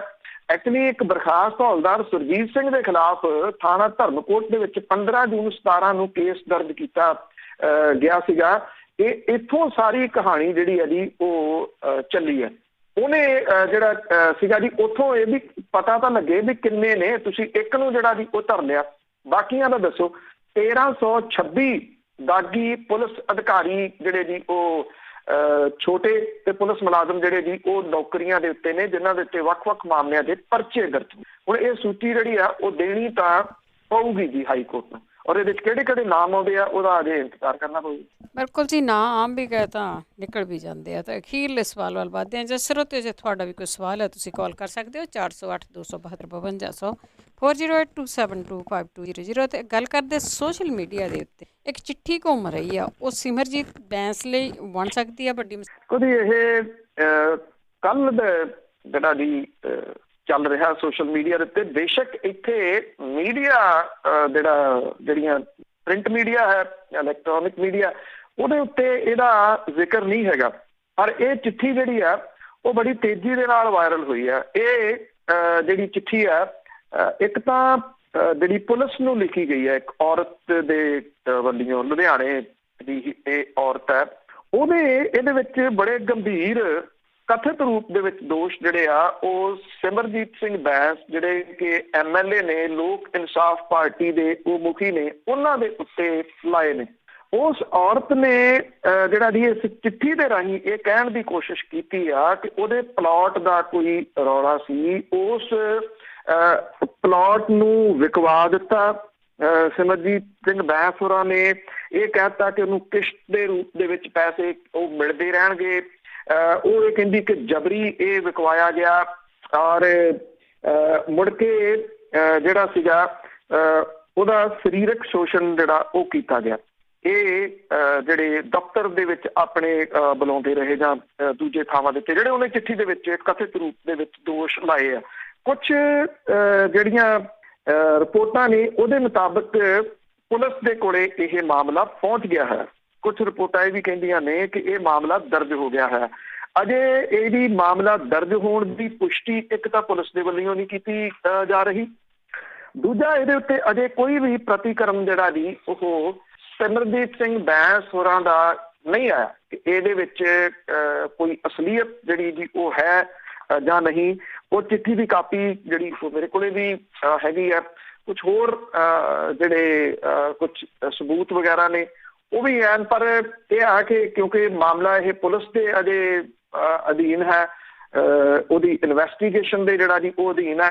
ਇਹਦਾ ਕੋਈ ਵਿਸਥਾਰ ਅਗਲਾ ਆਉਂਦਾ ਜਾਂ ਇਹਦੇ ਉੱਤੇ ਪ੍ਰਤੀਕਰਮ ਕੋਈ ਜਿਹੜਾ ਆਉਂਦਾ ਸਿਮਰਜੀਤ ਸਿੰਘ ਬੈਂਸ ਹੋਰਾਂ ਦਾ, ਉਦੋਂ ਹੀ ਇਹਦੇ ਉੱਤੇ ਅਗਲੇਰੀ ਗੱਲ ਜਿਹੜੀ ਹੈ ਜੀ ਉਹ ਕੀਤੀ ਜਾ ਸਕਦੀ। ਸਰੋਤਿਆਂ ਨੇ ਅਸੀਂ ਇੱਕ ਬ੍ਰੇਕ ਤੋਂ ਬਾਅਦ ਤੁਹਾਡੇ ਸਵਾਲ ਲੈ ਜਾਣਗੇ। ਕਾਲ ਕਰ ਸਕਦੇ ਹੋ 4082725200 ਫੋਨ ਨੰਬਰ ਹੈ।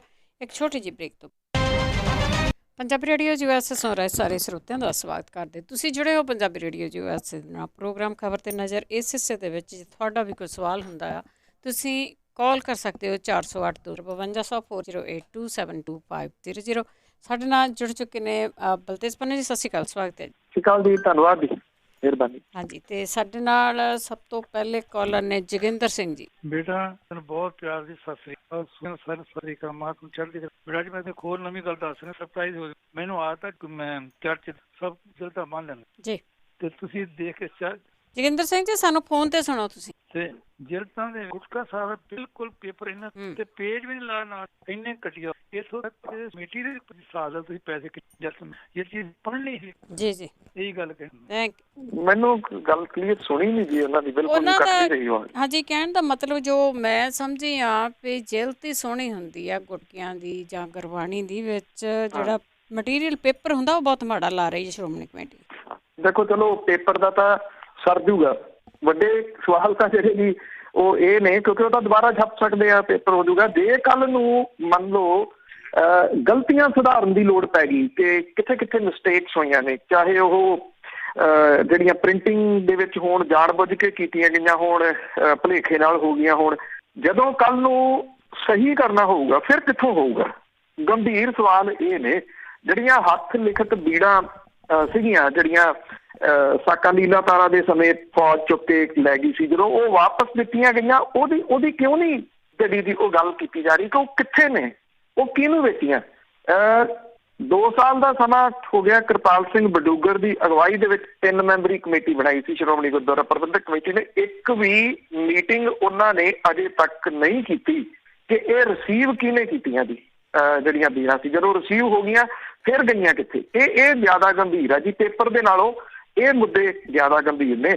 ਤੇ ਸਾਡੇ ਕੋਲ ਸਾਡਾ ਜਿਹੜਾ ਉਹ ਖਜ਼ਾਨਾ ਸੀਗਾ, ਸਰਮਾਇਆ ਸੀਗਾ ਜਿਹੜਾ ਜੀ, ਉਹੀ ਗਾਇਬ ਕਰ ਦਿੱਤਾ ਗਿਆ। ਜੀ ਜੀ ਬਿਲਕੁਲ। ਅੱਗੇ ਰਾਜ ਮੰਟਿਕਾ ਤੋਂ ਸਤਿ ਸ਼੍ਰੀ ਅਕਾਲ। ਹਾਂਜੀ ਸਤਿ ਸ਼੍ਰੀ ਅਕਾਲ ਭੈਣ ਜੀ, ਪੰਨੂ ਸਾਹਿਬ ਨੂੰ ਸਤਿ ਸ਼੍ਰੀ ਅਕਾਲ। ਸਤਿ ਸ਼੍ਰੀ ਅਕਾਲ ਜੀ। ਹਾਂਜੀ ਪੰਨੂ ਸਾਹਿਬ, ਮੇਰਾ ਸਵਾਲ ਇਹ ਹੈ ਜੀ, ਤੁਸੀਂ ਸਭ ਤੋਂ ਪਹਿਲਾਂ ਖਬਰ ਕੀਤੀ ਨੀਤੀਸ਼ ਕੁਮਾਰ ਇੰਨਾ ਨਿਆਣਾ ਤਾਂ ਹੈ ਨਹੀਂ ਸੀਗਾ, ਉਹਨੂੰ ਭਾਜਪਾ ਦੇ ਮਨਸੂਬੇ ਦਾ ਨਾਮ ਪਤਾ ਹੁੰਦਾ ਵੀ ਉਹਦੇ ਨਾਲ ਕੀ ਕਰਨਾ, ਪਰ ਤੁਹਾਨੂੰ ਲੱਗਦਾ ਵੀ ਇਹ ਜਿਵੇਂ ਉਹਦੇ ਐਡਾ ਵੱਡਾ ਉਹਨੇ ਆਪਦਾ ਸਿਆਸੀ ਕੈਰੀਅਰ ਖਰਾਬ ਕੀਤਾ ਇਹਨਾਂ ਦੇ ਨਾਲ ਰਲ ਕੇ, ਜੇ ਉਹ ਲਾਲੂ ਨਾਲ ਰਹਿੰਦਾ ਤਾਂ ਉਹ ਵਧੀਆ ਰਹਿੰਦਾ। ਤੇ ਉਹਦੇ ਸਾਹਮਣੇ ਦੋ ਚੁਆਇਸਾਂ ਸੀਗੀਆਂ ਜੀ, ਜਿਵੇਂ ਕਹਿੰਦੇ ਸੱਪ ਦੇ ਮੂੰਹ 'ਚ ਕੋੜ ਕਿਰਲੀ ਵਾਲੀ ਗੱਲ, ਵੀ ਜਾਂ ਤਾਂ ਉਹ ਜੇਲ੍ਹ ਜਾਂਦਾ ਤੇ ਜਾਂ ਫਿਰ ਇਹਨਾਂ ਦੀ ਕਠਪੁਤਲੀ ਬਣ ਕੇ ਤੇ ਵੀ ਹੁਣ ਉਹਨੂੰ ਨੱਚਣਾ ਪੈਣਾ, ਤੇ ਉਹਨੇ ਉਹਨਾਂ ਦੇ ਵਿੱਚੋਂ ਇੱਕ ਚੁਣ ਸਕਦਾ ਸੀ ਤੇ ਉਹ ਉਹਨੇ ਚੁਣ ਲਿਆ ਵੀ ਉਹਨਾਂ ਦੀ ਕਠਪੁਤਲੀ ਬਣ ਕੇ ਰਹਿਣਾ। ਇੱਕ ਇਹਦੇ ਤੇ ਟਿੱਪਣੀ ਕਰਿਓ। ਤੇ ਦੂਜੀ ਮੇਰਾ ਜੀ ਸ਼੍ਰੋਮਣੀ ਕਮੇਟੀ ਦਾ ਹੁਣੇ ਤੁਸੀਂ ਉਹ ਪੁਰਾਣੀਆਂ ਬੀੜਾਂ ਦਾ ਤੁਸੀਂ ਜ਼ਿਕਰ ਕੀਤਾ, ਇਹ ਇੱਕ ਸਰਮਾਇਆ ਹੁੰਦਾ ਕਿਸੇ ਕੌਮ ਦਾ, ਔਰ ਜਦੋਂ ਗੁਲਾਮ ਕੌਮਾਂ ਦੇ ਉੱਤੇ ਕੋਈ ਹਮਲਾ ਕਰਦਾ ਨਾ ਜੀ, ਉਹ ਇਹ ਸਰਮਾਇਆ ਵੀ ਲੁੱਟਦਾ ਤੇ ਉਹ ਸਾਡਾ ਸਰਮਾਇਆ ਉਸੇ ਤਰ੍ਹਾਂ ਹੀ ਲੁੱਟਿਆ ਗਿਆ ਜੀ। ਇਹ ਲਾਇਬ੍ਰੇਰੀਆਂ ਸਾੜਨ ਦਾ ਜਾਂ ਲੁੱਟਣ ਦਾ ਚੱਲਣ ਇਤਿਹਾਸ ਤੋਂ ਪਿੱਛੋਂ ਤੋਂ ਹੀ ਚੱਲਦਾ ਆਇਆ ਤੇ ਉਹੀ ਸਾਡੇ ਨਾਲ ਹੋਇਆ ਜੀ। ਤੇ ਇਹ ਹੁਣ ਮੁੜਨਾ ਇਹ ਨਾਮੁਮਕਿਨ ਜਿਹਾ ਹੀ ਲੱਗਦਾ, ਜਿਹੜੀ ਚੀਜ਼ਾਂ ਗਾਇਬ ਹੋ ਗਈਆਂ। ਧੰਨਵਾਦ। Thank you. ਦੇਖੋ, ਨੀਤੀਸ਼ ਕੁਮਾਰ ਹੋਰਾਂ ਨੇ ਪੈਰ ਤੇ ਕੁਹਾੜਾ ਨਹੀਂ ਮਾਰਿਆ, ਉਹਨਾਂ ਨੇ ਕੁਹਾੜੇ ਤੇ ਪੈਰ ਜਿਹੜਾ ਵੀ ਉਹ ਮਾਰ ਲਿਆ। ਮਾਰ ਤਾਂ ਉਦੋਂ ਹੀ ਲਿਆ ਸੀਗਾ ਜਦੋਂ ਉਹ ਭਾਰਤੀ ਜਨਤਾ ਪਾਰਟੀ ਦੇ ਨਾਲ ਜਿਹੜਾ ਵੀ ਉਹ ਜੁੜੇ ਸੀਗੇ। ਝੋਲੀ ਤਾਂ ਉਹ ਭਾਜਪਾ ਦੀ ਜਿਹੜਾ ਉਹ ਦੇਰ ਪਹਿਲਾਂ ਪੈ ਗਏ ਸੀਗੇ, ਚਾਹੇ ਉਹ ਧਾਰਾ 370 ਖਤਮ ਕਰਨ ਵਾਲਾ ਮਾਮਲਾ ਹੋਵੇ, ਚਾਹੇ ਉਹ ਟ੍ਰਿਪਲ ਤਲਾਕ ਵਾਲਾ ਮਾਮਲਾ ਹੋਵੇ, ਚਾਹੇ ਉਹ ਸਿਟੀਜ਼ਨਸ਼ਿਪ ਅਮੈਂਡਮੈਂਟ ਐਕਟ ਜਿਹੜਾ ਸੀਗਾ ਉਹ ਹੋਵੇ। ਨੀਤੀਸ਼ ਕੁਮਾਰ ਨੇ ਜਿਹੜੇ ਉਹਨਾਂ ਦੇ ਮੈਂਬਰ ਪਾਰਲੀਮੈਂਟ ਹੈ ਤੇ ਰਾਜ ਸਭਾ ਦੇ ਮੈਂਬਰ ਹੈ, ਉਹਨਾਂ ਦੇ ਰਾਹੀਂ ਭਾਰਤੀ ਜਨਤਾ ਪਾਰਟੀ ਦੀ ਇਹਨਾਂ ਬਿੱਲਾਂ ਦੇ ਵੇਲੇ ਮਦਦ ਕੀਤੀ, ਚਾਹੇ ਉਹ ਗੈਰ ਹਾਜ਼ਰ ਰਹਿ ਕੇ ਜਿਹੜੀ ਵੀ ਕੀਤੀ ਉਹ ਮਦਦ ਹੀ ਸੀ, ਨਹੀਂ ਤਾਂ ਅਦਰਵਾਈਜ਼ ਇਹ ਬਿੱਲ ਜਿਹੜੇ ਦੀ ਉਹ ਰੁਕ ਸਕਦੇ ਸੀ। ਝੋਲੀ ਦੇ ਵਿੱਚ ਤਾਂ ਉਦੋਂ ਹੀ ਉਹ ਜਿਹੜਾ ਦੀ ਉਹ ਪੈ ਗਿਆ ਸੀ। ਪਰ ਸਵਾਲ ਜਿਹੜਾ ਇਹੀ ਹੈ ਕਿ ਕਿਉਂਕਿ ਘਾਗ ਸਿਆਸਤਦਾਨ ਮੰਨਿਆ ਜਾਂਦਾ ਨੀਤੀਸ਼ ਕੁਮਾਰ ਜਿਹੜਾ ਜੀ, ਪਰ ਜਿਹੜੇ ਭਾਰਤੀ ਜਨਤਾ ਪਾਰਟੀ ਦਾ ਟਰੈਪ ਹੈ ਨਾ ਜੀ, ਉਹ ਹੀ ਬੜਾ ਵੱਡਾ ਹੈ ਜੀ। ਸ਼ਿਵ ਸੈਨਾ ਉਸ ਟਰੈਪ ਦੇ ਵਿੱਚੋਂ ਥੋੜਾ ਜਿਹਾ ਨਿਕਲੀ, ਜਿਹੜਾ ਤੁਸੀਂ ਇਹ ਕਹਿ ਲਓ, ਨਹੀਂ ਤਾਂ ਅਦਰਵਾਈਜ਼ ਕੰਮ ਤਾਂ ਸ਼ਿਵ ਸੈਨਾ ਦਾ ਵੀ ਕਰ ਦਿੱਤਾ ਸੀਗਾ ਭਾਰਤੀ ਜਨਤਾ ਪਾਰਟੀ ਨੇ, ਉਹਨੂੰ ਕਮਜ਼ੋਰ ਪਾਰਟੀ ਕਰਕੇ ਉੱਥੇ ਜਿਹੜਾ ਠਾਕਰੇ ਸੀਗਾ ਭਤੀਜਾ ਉਹਨੂੰ ਖੜਾ ਕਰਕੇ ਸ਼ਿਵ ਸੈਨਾ ਦੀਆਂ ਸੀਟਾਂ ਜਿਹੜੀਆਂ ਉਹ ਘਟਾ ਦਿੱਤੀਆਂ। ਪਰ ਸ਼ਿਵ ਸੈਨਾ ਵਾਲੇ ਥੋੜੇ ਇਸ ਪੱਖੋਂ ਜਿਹੜੇ ਦੀ ਉਹ ਸੁਚੇਤ ਨਿਕਲੇ ਤੇ ਉਹ ਟੈਂਪਰੇਰੀ ਸਹੀ ਇਹਨਾਂ ਦੇ ਟਰੈਪ ਦੇ ਵਿੱਚੋਂ ਬਚ ਗਏ। ਅਕਾਲੀ ਦਲ ਬਾਦਲ ਜਿਹੜਾ ਜੀ ਉਹ ਇੱਕ ਹੋਰ ਮਿਸਾਲ ਹੈ।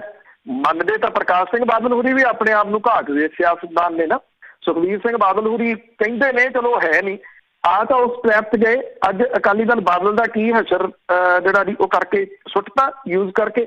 ਨੀਤੀਸ਼ ਕੁਮਾਰ ਨੂੰ ਯੂਜ਼ ਜਿਹੜਾ ਉਹ ਕਰ ਲਿਆ ਗਿਆ। ਅੱਜ ਭਾਰਤੀ ਜਨਤਾ ਪਾਰਟੀ ਠੀਕ ਹੈ 74 ਸੀਟਾਂ ਲੈ ਕੇ ਦੂਜੇ ਨੰਬਰ ਦੀ ਆ, ਪਰ ਸੀਟ ਇੱਕੋ ਦਾ ਫਰਕ ਹੈ ਰਾਸ਼ਟਰੀ ਜਨਤਾ ਦਲ ਦੇ ਨਾਲੋਂ। ਉੱਥੇ ਜਿਹੜਾ ਦੀ ਜੋ ਜਿੱਥੇ ਤੱਕ ਉਹ ਪਹੁੰਚ ਗਈ ਆ ਜਿਸ ਜਗ੍ਹਾ ਦੇ ਉੱਤੇ, ਉਹਨਾਂ ਨੇ ਨੀਤੀਸ਼ ਕੁਮਾਰ ਨੂੰ ਵਰਤ ਲਿਆ ਜਿੰਨਾ ਵਰਤਣਾ ਸੀ। ਹੁਣ ਅੱਗੋਂ ਜਿਹੜਾ ਜੀ ਉਹਨੂੰ ਕਿਸੇ ਨੀਤੀਸ਼ ਕੁਮਾਰ ਦੀ ਲੋੜ ਜਿਹੜੀ ਉਹ ਪੈਣੀ ਨਹੀਂ। ਇਸ ਕਰਕੇ ਬਣਾ ਤਾਂ ਦਿੱਤਾ, ਬਣਾ ਇਸ ਕਰਕੇ ਦਿੱਤਾ ਕਿ ਮੌਜੂਦਾ ਸਰਕਾਰ ਉਸ ਤੋਂ ਬਿਨਾਂ ਬਣਨੀ ਨਹੀਂ। ਜੇ ਉਹ ਦੂਜੇ ਪਾਸੇ ਚਲੇ ਗਿਆ ਤੇ ਕਹਾਣੀ ਖਰਾਬ ਹੋਊਗੀ। ਔਰ ਪੱਛਮੀ ਬੰਗਾਲ ਦੀਆਂ ਚੋਣਾਂ ਜਿਹੜੀਆਂ ਜੀ ਉਹ ਚੜੀਆਂ ਆਉਂਦੀਆਂ ਨੇ, ਉਹਦੇ ਕਰਕੇ ਨੀਤੀਸ਼ ਕੁਮਾਰ ਨੂੰ ਜਿਹੜਾ ਉਹ ਵਰਤਿਆ ਜਾਊਗਾ। ਕਹਾਣੀ ਉਨੀ ਕੁ ਦੇਰ ਹੀ ਆ ਜਿੰਨੀ ਕੁ ਦੇਰ ਇਹਨਾਂ ਦਾ ਜਿਹੜਾ ਵੀ ਉਹ ਮਕਸਦ ਪੂਰਾ ਨਹੀਂ ਹੋ ਜਾਂਦਾ। ਉਹਦੇ ਜਿਹੜੇ ਬੰਦੇ ਨੇ ਜਨਤਾ ਦਲ ਯੂਨਾਈਟਿਡ ਦੇ, ਉਹ ਵੀ ਇਹਨਾਂ ਨੇ ਭੰਨ ਜਿਹੜੇ ਜੀ ਉਹ ਲੈਣੇ ਆ, ਭੰਨ ਕੇ ਫਿਰ ਉਹਨੂੰ ਵਿਹਲਾ ਕਰਕੇ ਜਿਹੜਾ ਉਹ ਘਰ ਤੋੜ ਦੇਣਗੇ। ਸਮਾਂ ਕਿੰਨਾ ਲੱਗਦਾ, 6 ਮਹੀਨੇ ਵੀ ਲੱਗ ਸਕਦੇ, ਸਾਲ ਵੀ ਜਿਹੜਾ ਜੀ ਉਹ ਲੱਗ ਸਕਦਾ। ਨੀਤੀਸ਼ ਕੁਮਾਰ ਨੂੰ ਅੱਜ ਇਹਦੇ ਉੱਤੇ ਪਛਤਾਵਾ ਹੈ ਜਾਂ ਨਹੀਂ, ਆਉਣ ਵਾਲੇ ਸਮੇਂ ਦੇ ਦੌਰਾਨ ਜਿਹੜਾ ਉਹ ਪਛਤਾਵਾ ਜ਼ਰੂਰ ਹੋ ਸਕਦਾ। ਦੂਜੀ ਤੇ ਜਿਹੜੀ ਤੁਸੀਂ ਗੱਲ ਜਿਹੜੀ ਜੀ ਉਹ ਵੈਸੇ ਤੁਹਾਡਾ ਵਿਚਾਰ ਹੀ ਸੀਗਾ ਜੀ, ਉਹਦੇ ਉੱਤੇ ਤਾਂ ਮੈਂ ਪਹਿਲਾਂ ਹੀ ਜਿਹੜਾ ਜੀ ਉਹ ਗੱਲ ਕਰ ਦਿੱਤੀ ਹੈ ਕਿ ਇਹ ਕਿੱਥੇ ਗਏ ਜਾਂ ਆਉਣਗੇ ਜਾਂ ਨਹੀਂ ਆਉਣਗੇ। ਦੇਖੋ, ਇਹ ਨਹੀਂ ਹੈਗਾ ਕਿ ਨਾਮੁਮਕਿਨ ਵਾਲੀ ਗੱਲ, ਨਾਮੁਮਕਿਨ ਤਾਂ ਕੁਛ ਨਹੀਂ ਹੁੰਦੀ ਜਦੋਂ ਧਾਰ ਲਿਆ ਜਾਵੇ।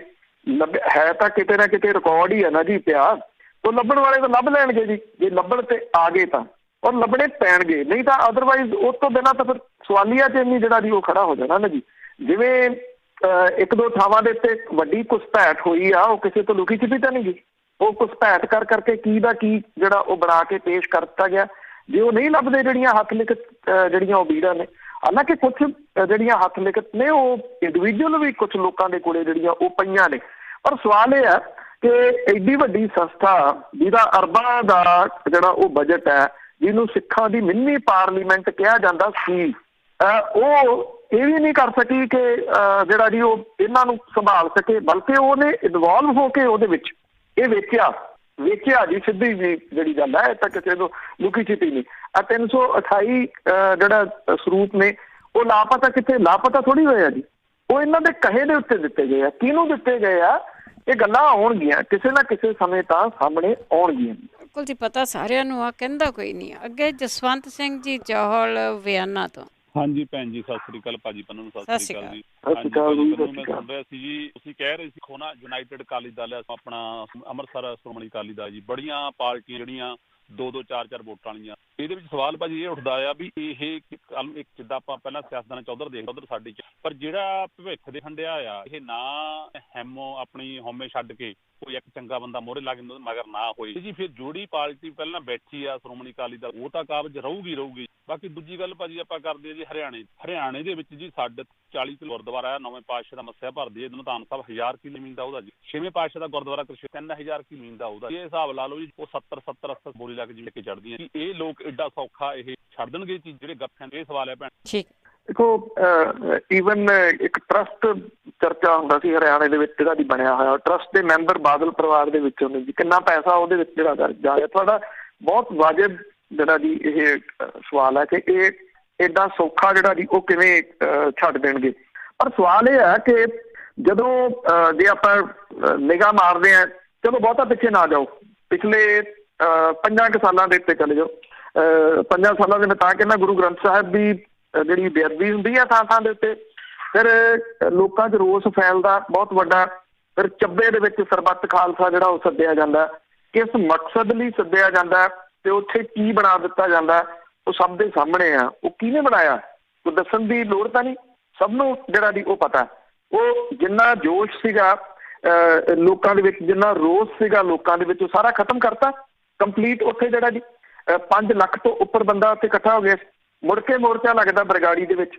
ਬਰਗਾੜੀ ਦੇ ਵਿੱਚ ਕਿੰਨਾ ਇਕੱਠ 2 ਵਾਰੀ ਹੋਇਆ, ਜਿਹੜਾ 2-2 ਲੱਖ ਦਾ ਇਕੱਠ ਸੀਗਾ। ਆਪ ਮੁਹਾਰੇ ਲੋਕ ਆਏ। ਉਹ ਕਿਹਨੇ ਸਮਝੌਤਾ ਕਰਕੇ ਜਿਹੜਾ ਜੀ ਉਹ ਖਤਮ ਕਰਤਾ ਉਹ ਜੋਸ਼ ਤੇ ਉਹ ਰੋਸ ਜਿਹੜਾ ਸੀਗਾ ਜੀ।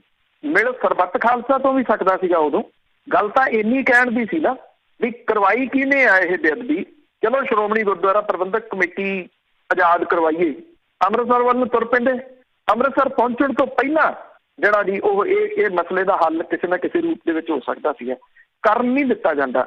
ਸਵਾਲ ਇਹੀ ਆ ਕਿ ਅਗਵਾਈ ਜਿਹੜੀ ਆ ਉਹ ਚਾਹੇ ਧਾਰਮਿਕ ਨੇਤਾ ਤੇ ਚਾਹੇ ਰਾਜਨੀਤਿਕ ਨੇਤਾ ਅੱਜ ਲੀਡਰਲੈਸ ਆ। ਜਿਹੜੀ ਜੀ ਲੀਡ ਕੌਣ ਕਰੇ, ਕੌਣ ਜਿਹੜਾ ਜੀ ਉਹ ਦੱਸੇ? ਇੰਨੀਆਂ ਕੁ ਵੰਡੀਆਂ ਪਾ ਦਿੱਤੀਆਂ ਗਈਆਂ।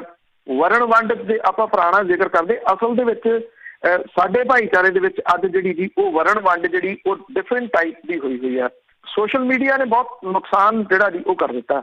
ਇਹਦੇ ਉੱਤੇ ਤੁਸੀਂ ਦੇਖੋ ਜਿਹੜੇ ਬੈਠੇ ਨੇ ਕੁਛ ਗਰੁੱਪ, ਜਿਹਦੇ ਉੱਤੇ ਤੁਹਾਨੂੰ ਫੋਟੋਆਂ ਜਿਹੜੀਆਂ ਉਹ ਦਿਸਦੀਆਂ ਨੇ, ਜਰਨੈਲ ਸਿੰਘ ਭਿੰਡਰਾਂ ਵਾਲਿਆਂ ਦੀ ਫੋਟੋ ਲੱਗੀ ਹੁੰਦੀ ਆ, ਜਨਰਲ ਹਰਸ਼ਵੇਕ ਸਿੰਘ ਹੋਰਾਂ ਦੀ ਫੋਟੋ ਲੱਗੀ ਹੁੰਦੀ ਆ, ਅਕਾਲ ਤਖਤ ਢੱਠੇ ਦੀ ਫੋਟੋ ਲੱਗੀ ਹੁੰਦੀ ਆ।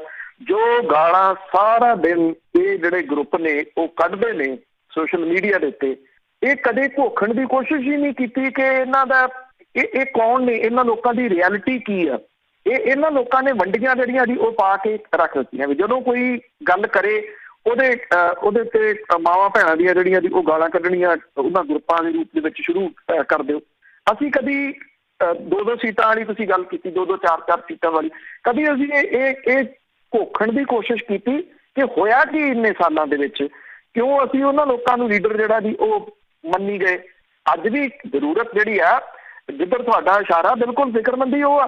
ਭਾਈ ਰਣਜੀਤ ਸਿੰਘ ਹੋਰੀ ਪਿਛਲੇ ਇੱਕ ਸਮੇਂ ਤੋਂ ਜਿਹੜਾ ਜੀ ਉਹ ਲੱਗੇ ਹੋਏ ਆ, ਕੁਝ ਹੁਣ ਤਾਂ ਉਹਨਾਂ ਨੂੰ ਤਕਰੀਬਨ 2 ਸਾਲ ਹੋ ਗਏ ਜਿਹੜਾ ਜੀ ਪਿੰਡਾਂ ਥਾਵਾਂ ਦੇ ਉੱਤੇ ਕਸਬਿਆਂ ਦੇ ਵਿੱਚ ਜਾ ਕੇ।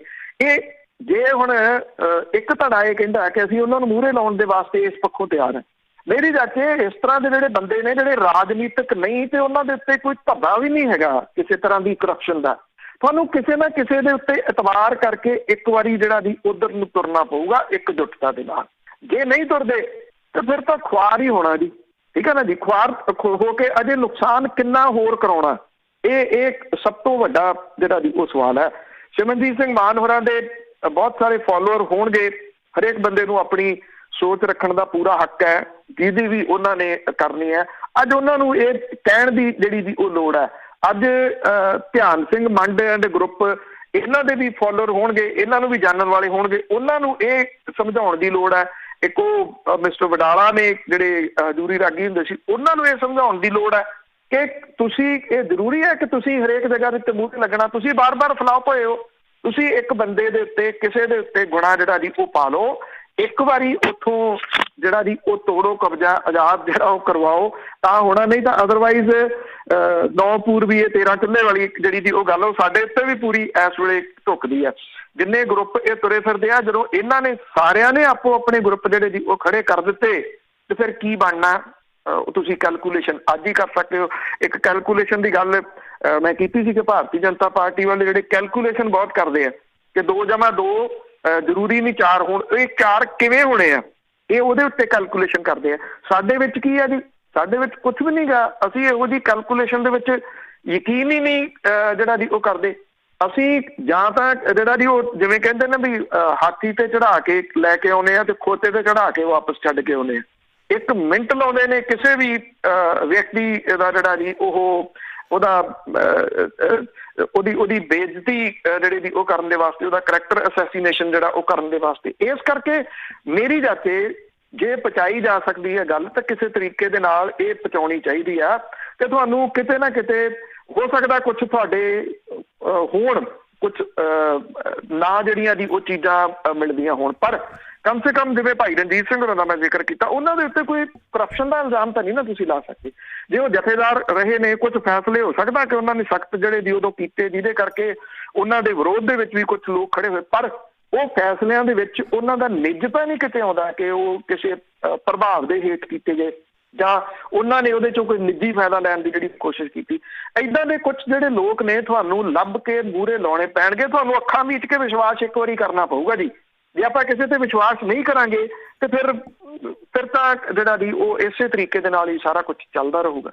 ਬਿਲਕੁਲ ਜੀ। ਕੁਝ ਗਰੁੱਪ ਤਾਂ ਪੈਸੇ ਦੇ ਕੇ ਖੜੇ ਕੀਤੇ ਹੁੰਦੇ ਆ ਵੋਟਾਂ ਭਰਨ ਵਾਲੇ। ਉਹ ਪਿਛਲੀਆਂ ਦਿੱਲੀ ਗੁਰਦੁਆਰੇ ਦੀਆਂ ਪ੍ਰਬੰਧਕ ਕਮੇਟੀ ਵਿੱਚ ਹੋਇਆ ਸੀ। ਹਰਮੀਤ ਸਿੰਘ ਜੀ ਕੈਨੇਡਾ ਤੋਂ, ਸਤਿ ਸ਼੍ਰੀ ਅਕਾਲ। ਸਤਿ ਸ਼੍ਰੀ ਅਕਾਲ ਜੀ। ਪਹਿਲੋਂ ਗੱਲ ਕਰਦੇ ਰੈਪ ਦੀ ਜਾਂ ਬੂਬਾ ਮੁਫਤ ਬਚਿਆ ਵੀ ਡਰਾਏ ਕੋ ਚਾਲਾ। ਜੇ ਆਪਾਂ ਕਹੀਏ ਹਰਸਿਮਰਤ ਕੌਰ ਨੂੰ ਉਹਨਾਂ ਕੈਬਨਿਟ ਮਿਨਿਸਟਰ ਬਣਾਇਆ, ਇਹ ਆਪਣੀ ਪ੍ਰਾਪਤੀ ਸਮਝਦੇ ਹੋਣਗੇ, ਅਕਾਲੀ ਦਲ ਇਹ ਇਹਨਾਂ ਨੂੰ ਕਾਣਿਆਂ ਕੀਤਾ ਆਪਣਾ ਏਜੰਡਾ ਅੱਗੇ ਵਧਾਉਣ ਵਾਸਤੇ, ਆਪਣੇ ਥੱਲੇ ਰੱਖਣ ਨੂੰ। ਜਿੱਦਾਂ ਅਸੀਂ ਧਾਰ ਨਹੀਂ ਦੇ ਦਿੰਦੇ ਪਿੰਡਾਂ 'ਚ, ਉਹ ਹਿਸਾਬ ਉਹਨਾਂ ਆਪਣਾ ਏਜੰਡਾ ਵਧਾਇਆ ਇਹਨਾਂ ਨੂੰ ਇੱਕ। ਤੇ ਬਾਕੀ ਇਹ ਗੱਲ ਸੀ। ਦੂਜਾ ਮੇਰਾ ਕੁਐਸਚਨ ਵੀ, ਸਾਰੇ ਧਾਰਮਿਕ ਅਦਾਰੇ ਜਿੰਨੇ ਵੀ ਵਰਲਡ ਦੇ ਮਤਲਬ ਟਰਸਟ ਸਿਸਟਮ ਹੀ ਬਹੁਤੀ ਜਗ੍ਹਾ ਚੱਲਦਾ, ਜਾਂ ਕਿਸੇ ਤਰ੍ਹਾਂ ਵੀ ਪਰਿਵਾਰਵਾਦ ਕਹਿ ਲਓ ਜੀ, ਅਸੀਂ ਪਰ ਅਸੀਂ ਵੋਟਾਂ ਦੀ ਰਾਜਨੀਤੀ ਕਰਕੇ ਕੀ ਲੱਗਦਾ ਵੀ ਸਾਡੇ ਅਦਾਰਿਆਂ 'ਚ ਉਹਨਾਂ ਨਾਲੋਂ ਬੈਟਰ ਸਿਸਟਮ ਚੱਲਦਾ ਕੁਛ ਹੀ। ਉਹ ਫਾਇਦਾ ਇਸ ਗੱਲ ਦਾ ਹੋਇਆ ਸਾਨੂੰ ਵੋਟਾਂ ਪਾ ਕੇ ਆਪਣੇ ਨੁਮਾਇੰਦੇ ਚੁਣਨ ਦਾ। ਤੇ ਇਹਦੇ ਨਾਲ ਹੀ ਮੇਰਾ ਇੱਕ ਨਾਲ ਰਲਦਾ ਮਿਲਦਾ ਦੂਜਾ ਹੀ, ਹੁਣ ਕਹਿੰਦੇ ਜਿੱਦਾਂ ਸ਼ੁਰੂ ਪੈਣੀਆਂ ਵੋਟਾਂ, ਪਹਿਲਾਂ ਤੇ ਬਣਾ ਕੇ ਪਾ ਲਈਆਂ ਆਪਣੀ ਮਨਮਰਜ਼ੀ ਨਾਲ, ਐਤਕਾਂ ਦੇ ਹਿਸਾਬ ਤੋਂ ਸਿੱਖਾਂ ਦੀਆਂ ਪਾਉਣ। ਹੁਣ ਮੈਂ ਆ ਜੀ ਦਾੜੀ ਕੱਟਦਾ ਆ, ਪੱਗ ਬੰਨਦਾ ਆ, ਗੁਰੂ ਗ੍ਰੰਥ ਸਾਹਿਬ ਨਾਲ ਫੇਰੇ ਹੋਏ, ਇੱਕ ਦੀ ਪਾਠ ਵੀ ਕਰ ਲਈਦਾ। ਹੁਣ ਮੈਂ ਸਿੱਖਿਆ ਤੇ ਮੈਂ ਕੀ ਵੋਟ ਨਹੀਂ ਬਣ ਸਕਦਾ। Thank you. ਦੇਖੋ ਇਸ ਤਰ੍ਹਾਂ ਹੈ, ਜਦੋਂ ਤੱਕ ਪਰਿਵਾਰਵਾਦ ਦੀ ਤੁਸੀਂ ਜਿਹੜੀ ਦੀ ਉਹ ਗੱਲ ਕੀਤੀ, ਸਿਆਸਤ ਦੇ ਵਿੱਚ ਪਰਿਵਾਰਵਾਦ ਜਿਹੜਾ ਇੱਥੋਂ ਤੱਕ ਪਹੁੰਚਾਉਣ ਦੇ ਵਿੱਚ ਪ੍ਰਕਾਸ਼ ਸਿੰਘ ਬਾਦਲ ਹੋਰਾਂ ਦਾ ਬਹੁਤ ਵੱਡਾ। ਉਹਨਾਂ ਨੂੰ ਪੁੱਛਿਆ ਗਿਆ ਸੀਗਾ ਕਿ ਤੁਸੀਂ ਆਪਣੇ ਪਰਿਵਾਰ ਨੂੰ ਕਿਉਂ ਮੂਹਰੇ ਜਿਹੜਾ ਦੀ ਉਹ ਲਿਆ ਰਹੇ ਹੋ। ਕਹਿੰਦੇ ਜੇ ਡਾਕਟਰ ਦਾ ਮੁੰਡਾ ਡਾਕਟਰ, ਇੰਜੀਨੀਅਰ ਦਾ ਮੁੰਡਾ ਇੰਜੀਨੀਅਰ ਬਣ ਸਕਦਾ ਤੇ ਸਿਆਸਤਦਾਨ ਦਾ ਮੁੰਡਾ ਸਿਆਸਤਦਾਨ ਕਿਉਂ ਨਹੀਂ। ਕਿਸੇ ਨੇ ਉਹਨਾਂ ਨੂੰ ਪੁੱਛਿਆ ਹੀ ਨਾ ਵੀ ਤੁਹਾਡੇ ਫਾਦਰ ਸਾਹਿਬ ਕੀ ਕੰਮ ਕਰਦੇ ਸੀ। ਇਹ ਪਰਿਵਾਰਵਾਦ ਜਿਹੜਾ ਜੀ ਇੰਨਾ ਜ਼ਿਆਦਾ ਹੋ ਗਿਆ। ਪਿਛਲੇ ਦਿਨੀ ਤੁਸੀਂ ਸਪੀਚ ਜਿਹੜੀ ਸੁਣੀ ਹੋਊਗੀ ਪ੍ਰਧਾਨ ਮੰਤਰੀ ਨਰਿੰਦਰ ਮੋਦੀ ਹੋਰਾਂ ਦੀ, ਉਹ ਕਹਿੰਦੇ ਸਿਆਸਤ ਦਾ ਨੁਕਸਾਨ ਪਰਿਵਾਰਵਾਦ ਨੇ ਕੀਤਾ। ਪਰ ਹੁਣ ਸਵਾਲ ਪੁੱਛਣ ਵਾਲਾ ਹੋਵੇ ਵੀ ਜਿਹੜੇ ਤੁਹਾਡੇ ਚਹੇਤੇ ਪੁੱਛੜ ਜਿਨ੍ਹਾਂ ਨੂੰ ਬਿਠਾ ਕੇ ਬੈਠੇ ਸੀ ਬਾਦਲ ਪਰਿਵਾਰ, ਉਹ ਪਰਿਵਾਰਵਾਦ ਨਹੀਂ ਸੀਗਾ ਜੀ। ਇੱਥੇ ਅੱਜ ਜਦੋਂ ਪਿਛਲੇ ਦਿਨਾਂ ਦੇ ਵਿੱਚ ਜਿਹੜਾ ਇਹ ਲੈ ਕੇ ਆਏ ਸੀ ਤਖਤਾਂ ਤੋਂ ਜਲੂਸ, ਉਹ ਜਿੰਨੀਆਂ ਫੋਟੋਆਂ ਅੱਜ ਵੀ ਲੱਗੀਆਂ ਹੋਈਆਂ ਨੇ ਹਾਈਵੇ ਦੇ ਉੱਤੇ, ਉਹਦੇ ਵਿੱਚ 3-4 ਲੋਕਾਂ ਦੀਆਂ ਫੋਟੋਆਂ ਨੇ। ਸੁਖਬੀਰ ਸਿੰਘ ਬਾਦਲ, ਹਰਸਿਮਰਤ ਕੌਰ ਬਾਦਲ, ਪ੍ਰਕਾਸ਼ ਸਿੰਘ ਬਾਦਲ ਤੇ ਕਿਤੇ ਬਿਕਰਮ ਸਿੰਘ ਮਜੀਠੀਆ ਦੀ ਫੋਟੋ। ਇਹ 4 ਜਣਿਆਂ ਦੀਆਂ ਫੋਟੋ, 5ਵੀਂ ਫੋਟੋ ਕੋਈ ਨਹੀਂ ਹੈਗੀ ਉਹਦੇ ਵਿੱਚ ਜਿਹੜਾ ਦੀ। ਔਰ ਇਹਦੇ ਵਿੱਚੋਂ ਕੋਈ ਹੈਗਾ ਜੀ ਬਾਹਰੋਂ? ਅਜੇ ਤਾਂ ਚਲੋ ਜਿਹੜੇ ਆਦੇਸ਼ ਪ੍ਰਤਾਪ ਸਿੰਘ ਕੈਰੋਂ ਦੀ ਨਹੀਂ ਜਿਹੜੀ ਦੀ ਉਹ ਲਾਈ, ਬਾਕੀ ਰਿਸ਼ਤੇਦਾਰਾਂ ਦੀ ਜਿਹੜੀ ਦੀ ਉਹ ਫੋਟੋ ਨਹੀਂ ਲਾਈ। ਪਰਿਵਾਰਵਾਦ ਨੇ ਹੀ ਨੁਕਸਾਨ ਜਿਹੜਾ ਦੀ ਉਹ ਕੀਤਾ। ਅਸਲ ਦੇ ਵਿੱਚ ਬੇੜਾ ਗਰਕ ਜਿਹੜਾ ਦੀ ਇੱਥੋਂ ਹੀ ਹੋਣ ਲੱਗ ਗਿਆ। ਸ਼੍ਰੋਮਣੀ ਗੁਰਦੁਆਰਾ ਪ੍ਰਬੰਧਕ ਕਮੇਟੀ ਦਾ ਕਿਉਂ ਹੋਇਆ? ਤੁਹਾਨੂੰ ਯਾਦ ਹੋਣਾ ਇੱਕ ਜਿਹੜੇ ਜਥੇਦਾਰ ਦਮਦਮਾ ਸਾਹਿਬ ਦੇ ਜਿਹੜੇ ਬੋਲੇ ਸੀਗੇ ਗੁਰਮੁਖ ਸਿੰਘ, ਉਹ ਮੁੜ ਕੇ ਚੁੱਪ ਕਿਉਂ ਕਰ ਗਏ? ਉਹਨਾਂ ਦੇ ਪਰਿਵਾਰ ਦੇ 2 ਦਰਜਨ ਦੇ ਕਰੀਬ ਮੈਂਬਰ ਜਿਹੜੇ ਆ ਉਹ ਸ਼੍ਰੋਮਣੀ ਗੁਰਦੁਆਰਾ ਪ੍ਰਬੰਧਕ ਕਮੇਟੀ ਦੇ ਵਿੱਚ ਨੌਕਰੀ ਕਰਦੇ ਆ। ਅਗਲਿਆਂ ਨੇ ਕਿਹਾ ਵੀ ਤੂੰ ਤਾਂ ਮਰਨਾ, ਸਾਡਾ ਕਿਉਂ ਸ਼ਿਕੰਜਾ ਜਿਹੜਾ ਕਸਾਉਣ ਲੱਗਿਆ? ਜਾ ਕੇ ਇਹਨਾਂ ਨੇ ਦੱਸਤਾ ਵੀ ਇੰਨੇ ਤੇਰੇ ਰਿਸ਼ਤੇਦਾਰ ਨੇ, ਕੱਢ ਦਈਏ ਸਵੇਰੇ, ਤੂੰ ਬੜੀਆਂ ਪ੍ਰੈਸ ਕਾਨਫਰੰਸਾਂ ਕਰਦਾ। ਅਗਲਾ ਚੁੱਪ ਕਰਕੇ ਜਿਹੜਾ ਦੀ ਉਹ ਬਹਿ ਗਿਆ, ਫੇਰ ਨਹੀਂ ਉਹ ਬੋਲਿਆ। ਕਿਸੇ ਨੇ ਸੁਣਿਆ ਮੁੜ ਕੇ ਜਿਹੜਾ ਕਹਿੰਦਾ ਸੀ ਕੋਠੀ ਸੱਦ ਕੇ ਸਾਡੇ ਤੋਂ ਹੁਕਮਨਾਮਾ ਸਰਸੇ ਵਾਲੇ ਦੇ ਜਿਹੜਾ ਦੀ ਉਹਨੂੰ ਮਾਫ ਕਰਨ ਦਾ ਕਰਵਾਇਆ? ਮੁੜ ਕੇ ਕਿਉਂ ਨਹੀਂ ਉਹ ਬੋਲਿਆ? ਕਿਉਂਕਿ ਉਹਨੂੰ ਸ਼ੀਸ਼ਾ ਦਿਖਾ ਦਿੱਤਾ ਗਿਆ। ਏਦਾਂ ਜਿਹੜੇ ਇਹ ਸਾਰੇ ਦੇ ਸਾਰੇ ਉਲਝਾ ਲਏ ਜਿਹੜਾ ਦੀ ਉਹ ਗਏ, ਮਤਲਬ ਕਿ ਕੋਈ ਨਾ ਕੋਈ ਲਾਲਚ ਦੇ ਕੇ ਉਹਨਾਂ ਨੂੰ ਨਾਲ ਜੋੜ ਲਿਆ ਗਿਆ ਵੀ ਇਹ ਬੋਲਣ ਜੋਗੇ ਜਿਹੜਾ ਦੀ ਉਹ ਨਾ ਕਿਤੇ ਰਹਿਣ। ਇਹ ਅਹਿਮ ਕਾਰਨ ਜਿਹੜਾ ਜੀ ਸਾਡਾ ਨਿਘਾਰ ਦਾ ਰਿਹਾ। ਅੱਜ 100 ਸਾਲਾ ਜਿਹੜਾ ਮਨਾਇਆ ਜਾ ਰਿਹਾ, ਉੱਥੇ ਅਖੰਡ ਪਾਠ ਰੱਖਿਆ ਦਰਬਾਰ ਸਾਹਿਬ ਦੇ ਵਿੱਚ, ਉਹਦੇ ਉੱਤੇ ਧੂਆਂਧਾਰ ਭਾਸ਼ਣ ਜਿਹੜੇ ਦੀ ਉਹ ਹੋਣਗੇ। ਕਿਸੇ ਨੇ ਨਿਘਾਰ ਦੀ ਗੱਲ ਥੋੜੀ ਕਰਨੀ ਆ ਕਿ ਨਿਘਾਰ ਕਿੱਥੋਂ ਤੱਕ ਆ ਗਿਆ ਤੇ ਇਹਦੇ ਵਾਸਤੇ ਅਸੀਂ ਜਿਹੜਾ ਦੀ ਉਹ ਕਰਨਾ ਕੀ ਆ, ਅੱਗੋਂ ਕਿਹੜੇ ਤਰੀਕੇ ਦੇ ਨਾਲ ਜਿਹੜਾ ਦੀ ਉਹ ਕਰਨਾ ਸੀ, ਇਹਨੂੰ ਸੁਧਾਰਨਾ ਜਿਹੜਾ ਉਹ ਕਿਵੇਂ ਆ। ਜਿਹੜੀ ਤੁਸੀਂ ਜ਼ਮੀਨਾਂ ਦੀ ਗੱਲ ਕੀਤੀ ਆ, ਬਿਲਕੁਲ ਇਹ ਗੱਲ ਸਹੀ ਆ। ਠੇਕੇ ਦੇ ਉੱਤੇ ਜਿਹੜਾ ਇੰਨਾ ਠੇਕਾ ਆਉਂਦਾ, ਟਰਸਟ ਬਣਾਇਆ ਹੋਇਆ, ਉਹਦੇ ਵਿੱਚ ਕਿੰਨਾ ਪੈਸਾ ਟਰਸਟ ਦੇ ਵਿੱਚ ਜਾ ਰਿਹਾ, ਉਹਦੇ ਮੈਂਬਰ ਕੌਣ ਨੇ ਟਰਸਟ ਦੇ ਜਿਹੜੇ ਦੀ, ਕਿਹੜੇ ਤਰੀਕੇ ਦੇ ਨਾਲ ਖਾਧਾ ਜਾ ਰਿਹਾ। ਪਹਿਲਾਂ ਤਾਂ ਮੈਂ ਤਾਂ ਕਈ ਵਾਰੀ ਕਹਿੰਦਾ ਹੁੰਦਾ ਕਿ ਜਿਹੜੇ ਅਸੀਂ ਬਜ਼ੁਰਗਾਂ ਤੋਂ ਕਹਾਣੀਆਂ ਸੁਣੀਆਂ ਨੇ ਵੀ ਕੁਛ ਸੋਨਾ ਲਾ ਕੇ ਤੁਰ ਪਿਆ ਸੀ ਤੂੰ ਅੰਨਾ ਹੋ ਗਿਆ, ਫੇਰ ਜਦੋਂ ਵਾਪਸ ਰੱਖਣ ਗਿਆ ਤਾਂ ਫੇਰ ਸਜਾਖਾ ਹੋ ਗਿਆ। ਸੁਣੀਆਂ ਸੀ ਨਾ ਕਹਾਣੀਆਂ, ਉਹ ਕਹਾਣੀਆਂ ਸੀ। ਉੱਥੋਂ ਤਾਂ ਛੱਜੇ ਗਵਾਚ ਗਏ, ਉਹ ਨਹੀਂ ਲੱਭੇ। ਉੱਥੇ ਤਾਂ ਹੱਥ ਲਿਖਤ ਬੀੜਾਂ ਗਾਇਬ ਹੋ ਗਈਆਂ, ਕੋਈ ਅੰਨਾ ਨਹੀਂ ਹੋਇਆ। 328 ਸਰੂਪ ਲਾਪਤਾ ਹੋ ਗਏ, ਉਹ ਵੀ ਅੰਨੇ ਜਿਹੜਾ ਦੀ ਉਹ ਨਹੀਂ ਹੋਏ। ਫਿਰ ਇਹ ਮੰਨ ਲਿਆ ਜਾਵੇ ਵੀ ਅੱਜ ਇਹਨਾਂ ਲੋਕਾਂ ਨੂੰ ਇਹ ਫੜਨ ਲੱਗ ਗਿਆ ਸਾਰਾ ਕੁਝ। ਜਿਹੜਾ ਬੋਲਦਾ ਉਹਦੇ ਉੱਤੇ ਉਹ ਕਾਮਰੇਡ ਹੋਣ ਦਾ ਠੱਪਾ ਜਿਹੜਾ ਦੀ ਉਹ ਲਾ ਦਿਓ। ਤਾਂ ਮੈਂ ਕਿਹਾ ਕਿ ਜਿਹੜੇ ਉਹ ਬੈਠੇ ਨੇ, ਇਹਨਾਂ ਨੇ ਬਿਠਾਏ ਹੋਏ ਨੇ ਜਿਹੜੀਆਂ ਇਹਨਾਂ ਦੀਆਂ ਟਰੋਲ ਆਰਮੀਜ਼ ਨੇ, ਫੋਟੋਆਂ ਉਹਨਾਂ ਦੇ ਉੱਤੇ ਕਿਹੜੀਆਂ ਲੱਗੀਆਂ ਨੇ, ਉਹ ਇੱਕਦਮ ਜਿਹੜਾ ਦੀ ਹਾਲ ਕਰਕੇ ਪੈ ਜਾਂਦੀਆਂ ਨੇ। ਉਹ ਜਿਹੜਾ ਬੰਦਾ ਇੱਕ ਅੱਧੀ ਵਾਰੀ ਬੋਲਦਾ, ਉਹ ਕਹਿੰਦਾ ਦਫਾ ਕਰੋ, ਇਹਨਾਂ ਤੋਂ ਕੀ ਲੈਣਾ, ਉਹ ਚੁੱਪ ਕਰਕੇ ਬਹਿ ਜਾਂਦਾ। ਅੱਜ ਕੀ ਬੁੱਧੀਜੀਵੀ ਜਿਹੜੇ ਸਿੱਖ ਧਰਮ ਦੇ ਵਿੱਚ ਹੈ ਨਹੀਂ ਗੇ, ਬਹੁਤ ਨੇ ਬੈਠੇ ਹੋਏ, ਇੰਟਲੈਕਚੁਅਲ ਵਰਗ ਬਹੁਤ ਵੱਡਾ ਬੈਠਾ। ਅੱਜ ਉਹ ਕਿੱਥੇ ਆ? ਉਹ ਨਹੀਂ ਬੋਲਦੇ। 100 ਸਾਲਾਂ ਦੇ ਮੌਕੇ ਦੇ ਉੱਤੇ ਨਹੀਂ ਬੋਲਦੇ। ਜਿਹੜੇ ਸੈਮੀਨਾਰ ਦਾ ਮੈਂ ਖਬਰਾਂ 'ਚ ਜ਼ਿਕਰ ਕੀਤਾ ਸੀ, ਉਹਦੇ 'ਚ ਕੌਣ ਬੈਠੇ ਨੇ? ਉਹੀ ਜਿਨ੍ਹਾਂ ਨੂੰ 40-40 ਸਾਲ ਤੋਂ ਅਸੀਂ ਸੁਣਦੇ ਆ ਰਹੇ ਹਾਂ, ਜਿਨ੍ਹਾਂ ਦਾ ਨਾਮ ਅਸੀਂ ਬਾਰ-ਬਾਰ ਸੁਣਦੇ, ਉਹੀ ਲੋਕ ਬੈਠੇ ਨੇ। ਅੱਜ ਇੰਟਲੈਕਚੁਅਲ ਵਰਗ ਕਿੱਥੇ ਗਿਆ ਜੀ? ਸਾਡਾ ਜਿਹੜਾ ਬੁੱਧੀਜੀਵੀ ਸੀਗਾ ਉਹ ਕਿੱਥੇ ਬੈਠਾ? ਉਹ ਕਿੱਥੇ ਗਿਆ? ਉਹ ਚੁੱਪ ਕਰਕੇ ਅੰਦਰ ਵੜ ਗਿਆ। ਉਹ ਟਰੋਲ ਆਰਮੀ ਦਾ ਸਾਹਮਣਾ ਨਹੀਂ ਕਰ ਸਕਦਾ ਜੀ, ਕਿਉਂਕਿ ਉਹਨਾਂ ਕੋਲੇ ਸ਼ਰਮ ਹਜਾ ਹੈ ਨਹੀਂ ਗੀ। ਜਿਹੜੇ ਉਹ ਟਰੋਲ ਆਰਮੀ ਵਾਲੇ, ਉਹਨਾਂ ਨੇ ਕਿਸੇ ਦੀ ਰਹਿਣ ਨਹੀਂ ਜਿਹੜਾ ਦੀ ਉਹ ਦੇਣੀ। ਇਹ ਨੁਕਸਾਨ ਕਿਹਨੇ ਕੀਤਾ, ਕਿਵੇਂ ਕੀਤਾ, ਜਾਂ ਜਿਹੜੇ ਕਾਬਜ਼ ਕਿਵੇਂ ਜਿਹੜਾ ਦੀ ਉਹ ਕਰਵਾਏ ਗਏ। ਜਿਹੜਾ ਤੁਸੀਂ ਜ਼ਿਕਰ ਕੀਤਾ ਹਰਸਿਮਰਤ ਕੌਰ ਹੋਰਾਂ ਦਾ, ਉਹ ਤਾਂ ਮਹਿਕਮਾ ਹੀ ਬਹੁਤ ਨਿਕੰਮਾ ਜਿਹਾ ਜਿਹੜਾ ਦੀ ਸੀਗਾ ਇੱਕ ਦਿੱਤਾ ਹੋਇਆ ਸੀ। ਉਹਦੀ ਆੜ ਦੇ ਵਿੱਚ ਕੀ ਨੁਕਸਾਨ ਕੀਤਾ, ਉਹ ਜਿਹੜਾ ਉਹ ਦੇਖਣ ਦੀ ਲੋੜ ਆ ਜੀ। ਜੋ ਉਹਨਾਂ ਨੇ ਚਾਹਿਆ, ਜਿਵੇਂ ਉਹਨਾਂ ਨੇ ਚਾਹਿਆ, ਜੋ ਇਹ ਕਹੀ ਗਏ। ਪ੍ਰਕਾਸ਼ ਸਿੰਘ ਬਾਦਲ ਹੋਰੀ ਆਪਣੇ ਆਪ ਨੂੰ ਘਾਟ ਸਿਆਸਤਦਾਨ ਮੰਨਦੇ ਆ। ਮੇਰੀ ਨਹੀਂ ਚਾਚੇ ਕਿ ਜਿਹੜਾ ਕੋਈ ਘੋਣ ਮੋਹਨ ਜਿਹੜਾ ਜੀ ਉਹ ਇੰਨਾ ਨੁਕਸਾਨ ਕਰ ਸਕਦਾ ਜਿੰਨਾ ਇਹਨਾਂ ਨੇ ਇੱਕ ਦਿੱਖ ਜਿਹੜੀ ਸੀ ਫਖਰੇ ਕੌਮ ਵਾਲੀ ਰੱਖ ਕੇ ਉਹਦੇ ਵਿੱਚ ਨੁਕਸਾਨ ਜਿਹੜਾ ਜੀ ਕਰਤਾ। ਜਿਹੜਾ ਇੱਕ ਤੁਸੀਂ ਹੋਰ ਸਵਾਲ ਪੁੱਛਿਆ ਵੀ ਤੁਸੀਂ ਸਿੱਖ ਹੋ, ਦਾੜੀ ਕੱਟਦੇ ਹੋ, ਪੱਗ ਬੰਨ੍ਹਦੇ ਹੋ, ਪਾਠ ਵੀ ਜਿਹੜਾ ਦੀ ਉਹ ਕਰਦੇ ਹੋ, ਇਹ ਇੱਕ ਸਾਜ਼ਿਸ਼ ਸੀਗੀ। ਜਿਹੜੇ ਸਹਿਜਧਾਰੀ ਸਿੱਖ ਸੀਗੇ ਉਹਨਾਂ ਨੂੰ ਲਾਂਭੇ ਕਰਨਾ। ਉਹਦੇ ਵਿੱਚ ਵੋਟਾਂ ਬਣਾ ਲੀਆਂ ਬਹੁਤੇ ਪ੍ਰਵਾਸੀ ਮਜ਼ਦੂਰਾਂ ਦੀਆਂ ਆਪਣੀਆਂ ਇਹਨਾਂ ਨੇ। ਹੁਣ ਮਿਸਟਰ ਸਾਰੋਂ ਜਿਹੜੇ ਲਾਏ ਨੇ, ਉਹਨਾਂ ਦੀ ਇਹ ਡਿਊਟੀ ਆ। ਦੇਖੋ ਉਹ ਕਿੰਨੀਆਂ ਵੋਟਾਂ ਜਿਹੜੀਆਂ ਉਹ ਕੱਟੀਆਂ ਜਾਂਦੀਆਂ ਨੇ, ਜਿਹੜੇ ਪੂਰਨ ਹੈਗੇ ਕਿ ਨਹੀਂ, ਪਰ ਜਿਹੜੇ ਯਕੀਨ ਕਰਦੇ ਆ ਇਹਦੇ ਵਿੱਚ। ਹਾਂ, ਉਹ ਪਰਮਜੀਤ ਸਿੰਘ ਰਾਣੂ ਨੇ ਜਿਹੜੇ ਸਹਿਜਧਾਰੀ ਸਿੱਖ ਫੈਡਰੇਸ਼ਨ ਜਿਹੜੀ ਉਹਨਾਂ ਨੇ ਕੁਝ ਬਣਾਈ ਹੋਈ ਹੈ ਸ਼ਾਇਦ, ਉਹਦੇ ਉਹ ਇਹ ਗੱਲ ਕਹਿੰਦੇ ਆ ਕਿ ਅਸੀਂ ਨਾ ਤਾਂ ਅਹੁਦਾ ਮੰਗਦੇ ਆ ਉਹਦੇ ਵਿੱਚ ਸ਼੍ਰੋਮਣੀ ਗੁਰਦੁਆਰਾ ਪ੍ਰਬੰਧਕ ਕਮੇਟੀ 'ਚ, ਨਾ ਅਸੀਂ ਕੈਂਡੀਡੇਟ ਖੜਾ ਕਰਨਾ, ਨਾ ਅਸੀਂ ਕੋਈ ਅਹੁਦਾ ਲੈਣਾ। ਜਦੋਂ ਕੈਂਡੀਡੇਟ ਹੀ ਨਹੀਂ ਖੜਾ ਕਰਨਾ ਤੇ ਅਹੁਦਾ ਕੀ ਲੈਣਾ, ਪਰ ਵੋਟਾਂ ਜਿਹੜੀਆਂ ਜੀ ਉਹ ਚਾਹੀਦੀਆਂ ਨੇ। ਆਈ ਥਿੰਕ ਇਹਦੇ ਬਾਰੇ ਸੋਚਣਾ ਜਿਹੜਾ ਜੀ ਉਹ ਪਊਗਾ। ਜਾਂ ਫਿਰ ਗੋਲਕ ਤੇ ਲਿਖ ਕੇ ਲਾ ਦਿਓ ਜੀ, ਜਿਹੜਾ ਉੱਥੇ ਗੋਲਕ ਦੇ ਵਿੱਚ ਪੈਸੇ ਪਾਵੇ ਉਹ ਪੂਰਨ ਗੁਰਸਿੱਖ ਹੀ ਪਾ ਸਕਦਾ। ਦੂਜਾ ਬੰਦਾ ਪੈਸੇ ਨਾ ਉੱਥੇ ਪਾਵੇ ਜੀ। ਫਿਰ ਇਹ ਵੀ ਹੱਕ ਜਿਹੜਾ ਉਹ ਮਿਲ ਜਾਣਾ ਚਾਹੀਦਾ। ਜੇ ਉੱਥੇ ਪੈਸੇ ਪਾਉਣ ਦੀ ਚਲਾਉਣ ਦੀ ਸਭ ਨੂੰ ਜਿਹੜਾ ਜੀ ਹੈਗਾ ਕਿ ਉਹ ਚੱਲਦਾ ਕਿਹਨਾਂ ਦੇ ਸਿਰ ਤੇ ਆ, ਤੇ ਫਿਰ ਵੋਟ ਦਾ ਅਧਿਕਾਰ ਉਹਨਾਂ ਤੋਂ ਕਿਵੇਂ ਜਿਹੜਾ ਜੀ ਉਹ ਖੋਇਆ ਜਾ ਰਿਹਾ। ਆਈ ਥਿੰਕ ਅਸੀਂ ਤਾਂ ਦੂਰੋਂ ਜਿਹੜੀ ਬਿਲਡਿੰਗ ਦੇ ਅੰਦਰ ਗੁਰੂ ਗ੍ਰੰਥ ਸਾਹਿਬ ਸੁਸ਼ੋਭਿਤ ਨੇ, ਅਸੀਂ ਤਾਂ ਦੂਰੋਂ ਉਹਨੂੰ ਨਮਸਕਾਰ ਕਰਕੇ ਲੰਘਣ ਵਾਲੇ ਆ, ਡਰਦੇ ਆ ਉਹਦੇ ਤੋਂ, ਕਿਉਂਕਿ ਉਹ ਮਾਈ ਬਾਪ ਹੈ, ਤੁਹਾਡਾ ਜੰਮਣ ਤੋਂ ਲੈ ਕੇ ਮਰਨ ਤੱਕ ਉਹਦੇ ਨਾਲ ਜੁੜਿਆ ਹੋਇਆ। ਪਰ ਜਿਹੜੇ ਉਹਦੇ ਨੇੜੇ ਨੇ ਉਹ ਨਹੀਂ ਡਰਦੇ ਉਹਦੇ ਤੋਂ ਜੀ। ਇੰਨੇ ਘਪਲੇ ਰੋਜ਼ ਜਿਹੜੇ ਉਹ ਸੁਣੀਦੇ ਆ। ਕਿਤੇ ਸਾਡੇ ਵੱਡ ਵਡੇਰਿਆਂ ਨੇ ਇਹ ਕਹਾਣੀਆਂ ਸੁਣਾਈਆਂ ਹੋਈਆਂ ਨੇ ਵੀ ਇੱਥੋਂ 1 ਵੀ ਰੁਪਈਆ ਜਿਹੜਾ ਜੀ ਉਹ ਤੁਹਾਨੂੰ ਅੰਨ੍ਹਿਆ ਕਰ ਦਿੰਦਾ, ਉਹ ਤੁਹਾਡੀ ਅਕਲ ਜਿਹੜੀ ਉਹ ਖਤਮ ਕਰ ਦਿੰਦਾ। ਮੇਰਾ ਖਿਆਲ ਸ਼ਾਇਦ ਉਹਨਾਂ ਦੇ ਕਹਿਣ ਦਾ ਇਹ ਮਕਸਦ ਹੋਵੇ, ਤੁਹਾਡੀ ਅਕਲ ਦੇ ਉੱਤੇ ਪਰਦਾ ਪੈ ਜਾਂਦਾ ਜੇ ਇਹੋ ਜਿਹਾ ਧਾਨ ਖਾਂਦੇ ਹੋ। ਇਹ ਖਾਈ ਜਾ ਰਹੇ ਨੇ, ਇਹ ਨਹੀਂ ਡਰਦੇ ਜੀ। ਅੱਗੇ ਹਰਬੰਸ ਸਿੰਘ ਜੀ। ਸਤਿ ਸ਼੍ਰੀ ਅਕਾਲ ਜੀ। ਸਤਿ ਸ਼੍ਰੀ ਅਕਾਲ। ਮੈਨੂੰ ਕਾਫੀ ਦੱਸਿਆ ਹੈਗਾ, ਮੈਨੂੰ ਇਹ ਨਹੀਂ ਪਤਾ ਲੱਗਿਆ ਕਿ ਉਹ ਜਿਹੜੀ ਕਮਲਾ ਹੈਰਿਸ ਹੈਗੀ ਹੈ ਉਹ ਇੰਡੀਆ ਵਿੱਚੋਂ ਕਿੱਥੇ, ਭਾਰਤ ਮੂਲ ਦੀ। ਤੁਸੀਂ ਆਖਿਆ ਸੀ ਭਾਰਤ ਵਿੱਚ ਕਿੱਥੋਂ ਦੀ, ਕਿਹੜੀ ਸਟੇਟ ਦੀ ਆ ਉਹ, ਇੰਨੀ ਕੀ ਗੱਲ ਪੁੱਛ। ਠੀਕ ਹੈ, ਉਹ ਜੰਮੀ ਇੱਥੇ ਆ ਜੀ, ਉੱਥੇ ਉਹਦੀ ਮਦਰ ਸੀਗੀ ਉੱਥੇ ਦੀ। ਜ਼ਰੂਰ ਤੁਹਾਨੂੰ ਅਪਡੇਟ ਅਮਰੀਕਾ ਦੇ ਵਿੱਚ ਦੱਸ ਦਿੱਤਾ ਜਾਊਗਾ। ਸਤਨਾਮ ਸਿੰਘ ਜੀ।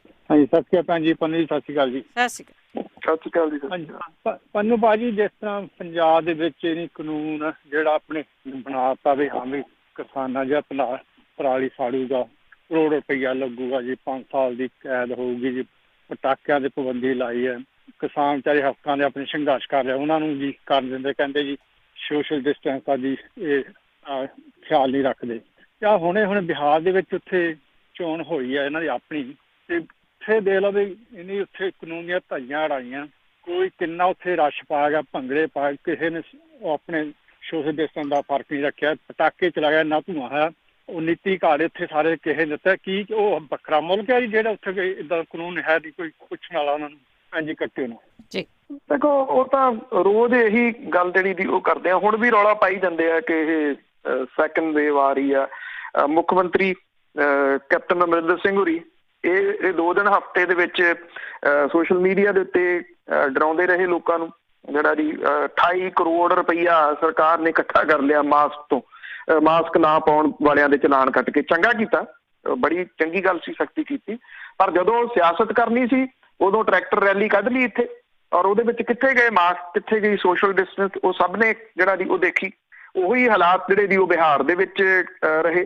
ਪ੍ਰਧਾਨ ਮੰਤਰੀ ਹੋਰੀ ਪਹਿਲਾਂ ਭਾਸ਼ਣ ਇੱਥੇ ਮਨ ਕੀ ਬਾਤ ਦੇ ਵਿੱਚ ਕਰਕੇ ਜਾਂਦੇ ਆ ਕਿ ਜਿਹੜਾ ਸੋਸ਼ਲ ਡਿਸਟੈਂਸ ਰੱਖਣਾ ਬੜਾ ਜ਼ਰੂਰੀ ਆ, ਮਾਸਕ ਪਾਉਣਾ ਬੜਾ ਜ਼ਰੂਰੀ ਆ, ਅਜੇ ਇਹ ਗਿਆ ਨਹੀਂ ਵਾਇਰਸ ਕਿਤੇ, ਅਜੇ ਇਹਦੀ ਵੈਕਸੀਨ ਨਹੀਂ ਆਈ। ਤੇ ਉਦੋਂ ਬਾਅਦ ਉਹਨਾਂ ਦਾ ਪ੍ਰੋਗਰਾਮ ਆ ਬਿਹਾਰ ਦੇ ਵਿੱਚ ਰੈਲੀ ਦਾ। ਉੱਥੇ ਉਸ ਰੈਲੀ ਦੇ ਵਿੱਚ ਨਾ ਸੋਸ਼ਲ ਡਿਸਟੈਂਸ ਨਾ ਮਾਸਕ। ਕਹਿਣੀ ਤੇ ਕਰਨੀ ਜਿਹੜੀ ਹੈ ਨਾ ਜੀ, ਉਹਦੇ ਵਿੱਚ ਫਰਕ ਬਹੁਤ ਜਿਹੜਾ ਜੀ ਆ ਗਿਆ ਸਿਆਸਤਦਾਨਾਂ ਦੇ, ਖਾਸ ਤੌਰ ਤੇ ਨਿਗਾਰ ਹੀ ਇਹ ਜਿਹੜਾ ਦੀ ਹੈ ਕਿ ਤੁਹਾਡਾ ਕੁੱਤਾ ਸਾਡਾ ਕੁੱਤਾ ਟੌਮੀ। ਉਹ ਜਿਹੜੇ ਦੀ ਹਾਲਾਤ ਨੇ ਵੀ ਲੋਕਾਂ ਨੂੰ ਦੱਸਣ ਦੇ ਵਾਸਤੇ ਜਿਹੜਾ ਉਹ ਕਹੀ ਚਲੋ ਪੁਰਾਣੇ ਉਹ ਸੁਣਾਉਂਦੇ ਹੁੰਦੇ ਸੀ ਵੀ ਉਹ ਜਿਹੜਾ ਗੁੜ ਖਾਣਾ ਛਡਾਉਣਾ ਸੀ, ਉਹ ਉਨੀ ਦੇਰ ਤੱਕ ਕਹਿੰਦਾ ਮੈਂ ਇਹਨੂੰ ਸਿੱਖਿਆ ਨਹੀਂ ਦੇ ਸਕਦਾ ਸੀ ਜਿੰਨੀ ਦੇਰ ਤੱਕ ਮੈਂ ਗੁੜ ਖਾਣਾ ਨਹੀਂ ਸੀ ਛੱਡਦਾ ਜੀ। ਹੁਣ ਜਦੋਂ ਆਪ ਜਿਹੜੇ ਸਾਰੇ ਗੁੜ ਖਾਂਦੇ ਨੇ ਤੇ ਕਿਸੇ ਦਾ ਗੁੜ ਕਿਵੇਂ ਛਡਾ ਸਕਦੇ, ਤਾਂ ਹੀ ਉਹਦਾ ਅਸਰ ਨਹੀਂ ਹੋ ਰਿਹਾ ਜੀ। ਸਾਡੇ ਅਗਲੇ ਕਾਲਰ ਨੇ ਅਜੈਬ ਸਿੰਘ ਜੀ। ਸਤਿ ਸ਼੍ਰੀ ਅਕਾਲ। ਹਾਂਜੀ, ਸਤਿ ਸ਼੍ਰੀ ਅਕਾਲ ਪੰਨੂ ਸਾਹਿਬ। ਬਹੁਤ ਵਧੀਆ ਤੁਹਾਡਾ ਪ੍ਰੋਗਰਾਮ ਹੁੰਦਾ। ਤੇ ਪੰਨੂ ਸਾਹਿਬ, ਕੱਲ ਮੈਂ ਕਿਹਾ ਮੋਦੀ ਸਾਹਿਬ ਦੀਵਾਲੀ ਤੇ ਯੂਨੀਫਾਰਮ ਪਾ ਕੇ ਟੈਂਕ ਤੇ ਚੜੇ ਸੀ। ਕਈ ਆਰਮੀ ਜਿਹੜੇ ਰਿਟਾਇਰ ਆਰਮੀ ਅਫਸਰ ਆ ਉਹਨਾਂ ਨੇ ਪ੍ਰੰਤੂ ਕੀਤਾ ਵੀ ਯੂਨੀਫਾਰਮ ਪਾ ਨਹੀਂ ਸਕਦੇ। ਉੱਦਾਂ ਮੈਂ ਇੰਦਰਾ ਗਾਂਧੀ ਤੋਂ ਲੈ ਕੇ ਹੁਣ ਤੱਕ ਸਾਰੇ ਪ੍ਰਧਾਨ ਮੰਤਰੀ ਵੇਖਿਆ ਦੀਵਾਲੀਆਂ ਤੇ ਚਲੋ ਮਨਾਉਂਦੇ, ਯੂਨੀਫਾਰਮ ਨਹੀਂ ਕਿਸੇ ਨੇ ਪਾਈ। ਪਰ ਉੱਦਾਂ ਹੁਣ ਜਿਸ ਤਰੀਕੇ ਦੇ ਮੋਦੀ ਸਾਹਿਬ ਨੇ ਮਹਾਂਪੁਰਸ਼ ਬਣ ਗਏ ਆ, ਉਹ ਵਾਲ ਵਧਾ ਕੇ ਹੁਣ ਤੇ ਉਹ ਪ੍ਰਵਚਨ ਜਿੱਦਾਂ ਸੁਣਾਉਂਦੇ ਹੀ ਆ। ਮੇਰਾ ਖਿਆਲ ਅੱਗੋਂ ਕਿੰਤੂ ਪ੍ਰੰਤੂ ਤੇ ਕਰ ਹੀ ਨਹੀਂ ਸਕਦਾ ਉਹਨਾਂ ਨੂੰ, ਉਹਨਾਂ ਦੇ ਪ੍ਰਵਚਨ ਸੁਣਨ ਵਾਲੀ ਗੱਲ ਹੀ ਹੈ ਨਾ। ਇੱਕ ਇਹ ਆ ਵੀ ਮੈਨੂੰ ਲੱਗਦਾ ਸਾਡੇ ਜਿਹੜੇ ਕਿਸਾਨ ਸੰਘਰਸ਼ ਆ ਇਹਨਾਂ ਨੇ ਕਿਸਾਨਾਂ ਨੂੰ ਹੰਭਾ ਕੇ 10-10 ਘੰਟੇ ਦੀਆਂ ਮੀਟਿੰਗਾਂ ਕਰਕੇ ਜੱਟਾਂ ਇਹਨਾਂ ਨੇ ਹੰਭਾ ਕੇ ਤਾਰ ਪੀੜੋ ਹੀ ਕਰ ਦੇਣਾ ਜੀ ਸੰਘਰਸ਼। Thank you. ਦੇਖੋ, ਹੈ ਤਾਂ ਪ੍ਰਵਚਨ ਹੀ ਨੇ, ਜਿਹੜੀ ਮਨ ਕੀ ਬਾਤ ਉਹ ਪ੍ਰਵਚਨ ਹੀ ਆ ਵੀ ਅਸੀਂ ਕਿਸੇ ਦੀ ਥੋੜੀ ਸੁਣਨੀ ਹੈ। ਜਿਹੜੇ ਪ੍ਰਵਚਨ ਕਰਨ ਵਾਲੇ ਨੇ ਉਹ ਸਭ ਤੋਂ ਪਹਿਲਾਂ ਤੁਹਾਨੂੰ ਇਹੀ ਕਹਿੰਦੇ ਨੇ ਕਿੰਤੂ ਨਹੀਂ ਕਰਨਾ। ਤੁਸੀਂ ਕਿਸੇ ਧਾਰਮਿਕ ਬੰਦੇ ਨੂੰ ਸੁਣੋ, ਕਦੇ ਰੱਬ ਤੇ ਕਿੰਤੂ ਨਹੀਂ ਕੀਤਾ ਜਾ ਸਕਦਾ, ਜਦੋਂ ਕਿ ਜਿਹੜੀ ਸ਼ੁਰੂਆਤ ਆ ਉਹ ਹੁੰਦੀ ਕਿੰਤੂ ਤੋਂ। ਕਿੰਤੂ ਤੋਂ ਹੀ ਜਿਹੜਾ ਹੁੰਦੀ ਵਿਚਾਰਾਂ ਦੇ ਵਖਰੇਵੇਂ ਜਿਹੜੇ ਉਹ ਹੋ ਸਕਦੇ ਆ, ਵਿਰੋਧੀ ਵਿਚਾਰ ਵੀ ਹੋ ਸਕਦੇ ਆ। ਪਰ ਉੱਥੇ ਜਿਹੜੀ ਉਹ ਮਨ ਕੀ ਬਾਤ ਆ ਉਹਦੇ ਵਿੱਚ ਇੱਕ ਪਾਸੜ ਹੈ, ਉਹ ਆਪਣੀ ਉਹਨਾਂ ਨੇ ਸੁਣਾਉਣੀ ਹੈ, ਕਿਸੇ ਦੀ ਤਾਂ ਸੁਣਨੀ ਨਹੀਂ। ਇਸ ਕਰਕੇ ਹੈ ਤਾਂ ਪ੍ਰਵਚਨ ਹੀ ਸੀ, ਹੁਣ ਜਰਾ ਜ਼ਿਆਦਾ ਤੁਹਾਨੂੰ ਜਿਹੜਾ ਜੀ ਉਹ ਲੱਗਣ ਲੱਗ ਪਿਆ। ਜਿੱਥੋਂ ਤੱਕ ਤੁਸੀਂ ਕਹਿੰਦੇ ਹੋ ਕਿ ਮੀਟਿੰਗਾਂ ਕਰਕੇ ਤਾਰ ਪਿੰਡੋ, ਨਹੀਂ ਇੰਨੇ ਨੈਗੇਟਿਵ ਨਾ ਹੋਵੋ। ਦੇਖੋ ਜਥੇਬੰਦੀਆਂ ਇੱਥੋਂ ਤੱਕ ਪਹੁੰਚੀਆਂ ਨੇ, ਆਫਟਰ ਆਲ ਕੇਂਦਰ ਦੀ ਸਰਕਾਰ ਉਹਨਾਂ ਨੂੰ ਸੱਦ ਰਹੀ ਆ, ਕੇਂਦਰ ਦੀ ਸਰਕਾਰ ਘਿਰੀ ਹੋਈ ਆ, ਉਹ ਅੰਡਰ ਪ੍ਰੈਸ਼ਰ ਆ, ਇੰਨੇ ਪਰਿਵਾਰ ਬੈਠੇ ਆ, ਬੱਚੇ ਬੈਠੇ ਆ। ਇਸ ਤਰ੍ਹਾਂ ਨਾ ਇੰਨੇ ਨਾ ਤੁਸੀਂ ਨੈਗੇਟਿਵ ਹੋ ਕੇ ਤਾਰ ਪੀਡੋ ਜਿਹੜਾ ਜੀ ਉਹ ਕਰ ਦੇਣਾ। ਜੇ ਹਾਂ ਇੰਨਾ ਜ਼ਰੂਰ ਹੈ, ਦੇਖੋ ਕੁਝ ਚੀਜ਼ਾਂ ਜਿਹੜੀਆਂ ਉਹ ਫਾਇਦੇ ਦੇ ਵਿੱਚ ਹੋ ਜਾਂਦੀਆਂ ਨੇ। ਪਹਿਲਾਂ ਇਹ ਬੜੇ ਵੱਡੇ ਸਵਾਲ ਉੱਠਦੇ ਰਹੇ ਆ ਕਿ ਜੇ ਜਥੇਬੰਦੀਆਂ 29-30 ਨਹੀਂ ਹੋ ਸਕਦੀਆਂ, ਇਹਨਾਂ ਨੇ ਸੰਘਰਸ਼ ਕੀ ਜਿੱਤ ਕੇ ਦੇਣਾ? ਇਹ ਸਵਾਲ ਚੱਲਦਾ ਰਿਹਾ ਨਾ ਬਹੁਤ ਵੱਡਾ। ਅੱਜ ਉਹੀ ਚੀਜ਼ ਪੋਜ਼ਿਟਿਵ ਦਿਸ ਰਹੀ ਆ। ਉਹ ਇਸ ਕਰਕੇ ਪੋਜ਼ਿਟਿਵ ਦਿਸ ਰਹੀ ਆ, ਜੇ ਇੱਕ ਅੱਧੀ ਜਥੇਬੰਦੀ ਹੁੰਦੀ, ਮੰਨ ਲਓ ਲੱਖੋਵਾਲ ਨੂੰ ਮੂਹਰੇ ਲਾਇਆ ਹੁੰਦਾ, ਉਹਨੇ ਸੌਦਾ ਮਾਰ ਕੇ ਕਦੋਂ ਦਾ ਆ ਜਾਣਾ ਸੀ? ਹੁਣ ਤੱਕ ਤਾਂ ਉਹਨੇ ਬਹੁਤਾ ਕੁਝ ਸੌਦੇ ਦਾ ਅਧਿਕਾਰ ਵੀ ਲੈਣਾ ਸੀਗਾ। 29-30 ਜਥੇਬੰਦੀਆਂ ਹੋਣ ਕਰਕੇ ਜੇ ਇੱਕ ਸ਼ਰਾਰਤ ਲੱਖੋਵਾਲ ਨੇ ਸੁਪਰੀਮ ਕੋਰਟ ਜਾਣ ਵਾਲੀ ਕੀਤੀ ਤੇ ਲੱਖੋਵਾਲ ਸਾਈਡ ਤੇ ਕੱਢ ਕੇ ਜਿਹੜਾ ਜੀ ਉਹ ਮਾਰਿਆ ਨਾ ਉਹਨਾਂ ਨੇ ਜਥੇਬੰਦੀਆਂ ਨੇ, ਉਹ ਸਾਈਡ ਲਾਈਨ ਕਰ ਦਿੱਤਾ। ਅੱਜ ਕੋਈ ਜਿਹੜਾ ਆਗੂ ਆ ਉਹ ਅੰਦਰ ਵੜ ਕੇ ਸਮਝੌਤਾ ਕਰਕੇ ਨਹੀਂ ਆ ਸਕਦਾ ਜੀ। ਸਮਝੌਤਾ ਹੋ ਗਿਆ ਤੇ ਆ ਲੋ ਫੜੋ ਤੇ ਉੱਠ ਜਾਓ ਸੰਘਰਸ਼ ਤੋਂ, ਉੱਠਣਾ ਬੜਾ ਔਖਾ। ਇਸ ਕਰਕੇ ਇਹ ਫਾਇਦੇ ਦੇ ਵਿੱਚ ਜਿਹੜਾ ਜੀ ਉਹ ਜਾ ਰਿਹਾ। ਦੇਖੋ ਜਿਸ ਤਰੀਕੇ ਦੇ ਨਾਲ ਕੇਸ ਪੁੱਟ ਅਪ ਕੀਤਾ, 7 ਘੰਟੇ ਜਿੰਨਾ ਹੋਮਵਰਕ ਕਰਕੇ ਇਹ ਜਥੇਬੰਦੀਆਂ ਦੇ ਆਗੂ ਗਏ ਆ, 3 ਕਾਨੂੰਨਾਂ ਦੀ ਇੱਕ ਮੱਦ ਜਿਹੜੀ ਆ ਉਹਦੇ ਉੱਤੇ ਇਹਨਾਂ ਨੇ ਵਿਸਥਾਰ ਦੱਸਿਆ। ਇਹ ਕੋਈ ਸੌਖਾ ਕੰਮ ਹੈ ਜੀ? ਨਹੀਂ। ਮੇਰੀ ਜਾਚੇ ਉਹ ਆਪਣਾ ਕੇਸ ਦੱਸਣ ਦੇ ਵਿੱਚ 100% ਸਫਲ ਹੋਏ ਆ ਜੀ, 100%। ਮੈਂ 99% ਵੀ ਨਹੀਂ ਕਹਿੰਦਾ। ਉਹ ਮੰਨਦੇ ਨੇ ਜਾਂ ਨਹੀਂ ਮੰਨਦੇ, ਉਹ ਬਾਅਦ ਵਾਲੀ ਜਿਹੜੀ ਜੀ ਉਹ ਗੱਲ ਹੈ। ਕਿਸਾਨ ਆਪਣੀ ਹੋਂਦ ਦਰਸਾਉਣ ਦੇ ਵਿੱਚ ਸਫਲ ਹੋਏ ਆ, ਇਹਨੂੰ ਪੋਜ਼ਿਟਿਵ ਜਿਹੜਾ ਜੀ ਉਹ ਲਓ। ਆਪਾਂ ਉਹੀ ਨਾ ਹੌਸਲਾ ਹੀ ਛੱਡ ਦਿਆ ਕਰੀਏ ਵੀ ਕੁਛ ਨਹੀਂ ਹੋਣਾ ਜੀ, ਇਹ ਤਾਰ ਪੀਟੋ ਹੋ ਜਾਣਾ। ਜਦੋਂ ਸੁਚੇਤ ਨੇ ਬੈਠੇ, ਕੱਲੀ ਉਹ ਮੱਧ ਤੋਂ ਵਾਕਫ ਨੇ। ਇਹ ਕੋਈ ਰਾਜੀਵ ਲੌਂਗੋਵਾਲ ਸਮਝੌਤਾ ਤਾਂ ਹੈ ਨਹੀਂ ਵੀ ਫਾਈਲ ਮੂਹਰੇ ਕਰਤੀ ਤੇ ਸਾਈਨ ਕਰਕੇ ਮੁੜੀ ਜਿਹੜੀ ਉਹ ਫਾਈਲ ਵਟਾ ਲਈ। ਉਹ ਗੱਲਾਂ ਪੁਰਾਣੀਆਂ ਹੋ ਗਈਆਂ ਜੀ। ਅੱਜ ਇਹ ਹਰ ਚੀਜ਼ ਜਿਹੜੀ ਆ ਉਹ ਕ੍ਰਿਸਟਲ ਕਲੀਅਰ ਜਿਹੜੀ ਜੀ ਉਹ ਪਈ ਆ। ਏਦਾਂ ਕਿਵੇਂ ਤਾਰ ਪੀਟੋ ਜਿਹੜਾ ਜੀ ਹੋ ਜਾਊਗਾ? ਫਿਰ ਬੈਠੇ ਨੇ ਜਿਹੜੇ ਬੋਲਣ ਵਾਲੇ ਵੀ ਬੈਠੇ ਨੇ, ਇੰਨਾ ਕਿਉਂ ਘਬਰਾਉਂਦੇ ਹੋ ਤੁਸੀਂ? ਜੀ ਜੀ ਪੌਲ ਜੀ ਸਤਿ ਸ਼੍ਰੀ ਅਕਾਲ। ਹੈਲੋ ਸਤਿ ਸ਼੍ਰੀ ਅਕਾਲ ਜੀ। ਮੈਂ ਪੁੱਛਣਾ ਚਾਹੁੰਦਾ ਭਾਈ, ਉਹਨਾਂ ਨੇ ਇੱਕ ਇੰਟਰਵਿਊ ਕੀਤੀ ਸੀ ਕੋਈ ਆਪਣਾ ਮੇਘਰਾਜ ਮੇਰਾ ਖਿਆਲ ਕੋਈ ਵਕੀਲ ਹੈਗਾ ਜਿਹਨੇ ਉਹ ਜਿਹੜਾ ਡੇਰਾ ਸੌਦਾ ਸਾਹਿਬ ਮੇਰਾ ਖਿਆਲ ਉਹਦੇ ਨਾਲ ਕੰਮ ਕੀਤਾ ਉਹਦੇ ਅਗੇਂਸਟ। ਮੈਂ ਪੁੱਛਣਾ ਚਾਹੁੰਦਾ ਸੀ ਜਿਹੜੇ ਹੁਣ ਡੇਰਾ ਸੌਦਾ ਉਹ ਕਹਿੰਦਾ ਜੀ ਮੈਂ ਕੁੜੀਆਂ ਕਈ ਸੀਗੀਆਂ ਪ੍ਰੋਸਟੀਟਿਊਸ਼ਨ ਦੇ ਵਿੱਚ, ਮੈਂ ਉਹਨਾਂ ਨੂੰ ਪ੍ਰੋਸਟੀਟਿਊਟ ਹਟਾ ਕੇ ਤੇ ਆਪਣੇ ਵੀ ਉਹਨਾਂ ਦੇ ਮੈਰਿਜ ਕੀਤੀਆਂ, ਉਹਨਾਂ ਨੂੰ ਗ੍ਰਸਤੀ ਜੀਵਨ 'ਚ ਪਾਇਆ ਰਹੇ। ਉਹ ਜਿਹੜੇ ਇੱਦਾਂ ਦੇ ਵਕੀਲ ਹੈਗੇ ਜਾਂ ਜਿਹੜੀਆਂ ਇਹੋ ਜਿਹੀਆਂ ਫੋਰਸਾਂ ਹੈਗੀਆਂ ਉਹ ਕੀ ਚਾਹੁੰਦੀਆਂ ਹੈਗੀਆਂ? ਮੇਰਾ ਖਿਆਲ ਵੀ ਜੇ ਆਪਾਂ ਉਹਨਾਂ ਨੂੰ ਪੁੱਛੀਏ ਉਹਨਾਂ ਨੇ ਕਹਿਣਾ ਨਹੀਂ ਜੀ ਪ੍ਰੋਸਟੀਟਿਊਸ਼ਨ ਦੇ ਵਿੱਚ ਔਰਤਾਂ ਉਹਨਾਂ ਦੀ ਪ੍ਰੋਟੈਕਸ਼ਨ ਹੋਣੀ ਚਾਹੀਦੀ ਆ, ਉਹਨਾਂ ਨੂੰ ਆਪਣੇ ਵਰਕਰ ਜਿਹੜੇ ਕੰਪਨਸੇਸ਼ਨ ਹੋਣੀ ਚਾਹੀਦੀ ਹੈ। ਵੀ ਇਹੋ ਜਿਹੇ ਲੋਕ ਆਪਣੇ ਖਤਰਨਾਕ ਆਪਣੇ ਜੋ ਸੋ ਕਾਲ ਇੰਟੈਕਚੁਅਲ ਜਾਂ ਜਿਹੜੇ ਆਪਣੇ ਹੁਣ ਜਿਵੇਂ ਸਾਧ ਸੰਤ ਜਿਵੇਂ ਡੇਰਾ ਸੌਦਾ ਵੀ ਕਈ ਮੈਂ ਲੋਕ ਦੇਖੇ ਜਿਹੜੇ ਉਹ ਇਹਨੂੰ ਛੱਡ ਕੇ ਬੜੇ ਵਧੀਆ ਸਿੱਖ ਬਣੇ ਹੋਏ ਯਾਰ, ਆਪਣੇ ਆਮ ਲੋਕਾਂ ਨਾਲ ਵੀ ਵਧੀਆ ਸਿੱਖ। ਪਰ ਜਿਹੜੇ ਕਮਿਊਨਿਸਟ ਹੈ ਜਾਂ ਇੱਦਾਂ ਦੇ ਲੋਕ ਹੈਗੇ ਆ ਉਹ ਚਾਹੇ ਉਹ ਦਾੜੀਆਂ ਵੀ ਰੱਖ ਲੈਣ, ਉਹ ਫਿਰ ਵੀ ਕਿਤੇ ਗੇਇਜ਼ਮ ਨੂੰ ਸਪੋਰਟ ਕਰਦੇ, ਕਿਤੇ ਸੋਸ਼ਲ ਟੈਰਰਿਜ਼ਮ ਪੈਦਾ ਕਰਦੇ। ਪੱਗਾਂ ਉਹਨਾਂ ਦੇ ਬੜੀਆਂ ਵਧੀਆ। ਉਹ ਲੋਕ ਖਤਰਨਾਕ ਜਾਂ ਵੀ ਇਹ ਜਿਹੜੇ ਸਾਧ ਸੰਤ ਪੁੱਛਣ ਜੋ? Thank you. ਦੇਖੋ ਉਹ ਡੇਰਾ ਕੀ ਕਰਦਾ ਰਿਹਾ ਜਿਹੜਾ ਜੀ ਇੱਕ ਆਪਣੇ ਸਾਫ਼ ਸੁਥਰੀ ਦਿੱਖ ਦਿਖਾਉਣ ਦੇ ਵਾਸਤੇ ਉਹ ਦਿਖਾਵੇ ਸੀਗੇ ਕਿ ਉਦੋਂ ਬਾਅਦ ਉਹ ਸਿਸਟਮ ਬਣ ਗਿਆ। ਉਦੋਂ ਬਾਅਦ ਕਿੰਨੀਆਂ ਇਹੋ ਜਿਹੇ ਕੰਮ ਦੇ ਵਿੱਚ ਜਿਹੜੀਆਂ ਲੱਗੀਆਂ ਔਰਤਾਂ ਨੇ ਉਹਨਾਂ ਦੇ ਵਿਆਹ ਹੋਏ ਆ। ਕੋਈ ਡਾਟਾ ਹੋਇਆ ਤੁਹਾਡੇ ਤੋਂ ਪੌਲ ਜੀ ਤੇ ਉਹ ਸਾਂਝਾ ਕਰਨਾ ਕਿ ਉਹਦੇ ਹੁੰਦਿਆਂ ਹੀ ਇਹ ਕੰਮ ਹੁੰਦੇ ਸੀਗੇ ਇੱਦਾਂ ਦੇ, ਜਾਂ ਉਦੋਂ ਬਾਅਦ ਵੀ ਜਿਹੜੇ ਜੀ ਉਹ ਜਾਰੀ ਹੈ? ਕੋਈ ਡਾਟਾ ਹੈ ਕਿ ਕਿੰਨੀਆਂ ਉਹ ਜਿਹੜੀਆਂ ਔਰਤਾਂ ਸੀ ਜਿਹਦੇ ਬਾਰੇ ਉਹ ਇਹ ਕਹਿੰਦਾ ਸੀਗਾ ਕਿ ਦੇਹ ਵਪਾਰ ਦੇ ਵਿੱਚ ਲੱਗੀਆਂ ਸੀ ਤੇ ਮੈਂ ਤਾਂ ਇਹਨੂੰ ਆਪਣੀ ਜਿਹੜਾ ਜੀ ਇੱਥੇ ਡੇਰੇ ਦੇ ਵਿੱਚ ਲਿਆ ਕੇ ਉਹਦੀ ਮੈਰਿਜ ਜਿਹੜੀ ਜੀ ਉਹ ਕਰ ਦਿੱਤੀ? ਇਹ ਉਹਦੇ ਦੱਸਣ ਦੀਆਂ ਗੱਲਾਂ ਸੀ ਜਾਂ ਤੁਹਾਡੇ ਕੋਲੇ ਵੀ ਕੋਈ ਡਾਟਾ ਜਿਹੜਾ ਜੀ ਉਹ ਹੈਗਾ? ਜੇ ਹੋਇਆ ਤਾਂ ਦੱਸਣਾ। ਵੈਸੇ ਜਿੰਨੇ ਤੁਸੀਂ ਉਹ ਤੋਂ ਕਾਇਲ ਲੱਗਦੇ ਹੋ, ਅੱਜ ਕੱਲ੍ਹ ਰੌਲਾ ਪਿਆ ਹੋਇਆ ਡੇਰੇ ਸਰਸੇ ਤੇ ਟਰਾਈ ਕਰੋ, ਆਲਦੀ ਕਈ ਵਾਰੀ ਗੱਲ ਬਣ ਜਾਂਦੀ ਹੁੰਦੀ ਹੈ। ਥੈਂਕ ਯੂ ਬਲਤੇਜ ਪੰਨੂ ਜੀ, ਬਹੁਤ ਮਿਹਰਬਾਨੀ ਜੀ, ਧੰਨਵਾਦ ਜੀ, ਸਤਿ ਸ਼੍ਰੀ ਅਕਾਲ। ਸਤਿ ਸ਼੍ਰੀ ਅਕਾਲ ਜੀ। ਤੇ ਸਰੋਤਿਓ ਇਹ ਸੀ ਖਬਰ ਤੇ ਨਜ਼ਰ ਪ੍ਰੋਗਰਾਮ ਤੇ ਸਾਡੇ ਨਾਲ ਜੁੜਦੇ ਨੇ ਬਲਤੇਜ ਪੰਨੂ ਜੀ। ਇਸੇ ਦੇ ਨਾਲ ਹੁਣ ਪ੍ਰੋਗਰਾਮ ਦੀ ਸਮਾਪਤੀ। ਬਲਵਿੰਦਰ ਕੌਰ ਵੱਲੋਂ ਆਪ ਸਭ ਨੂੰ ਪਿਆਰ ਭਰੀ ਸਤਿ ਸ਼੍ਰੀ ਅਕਾਲ।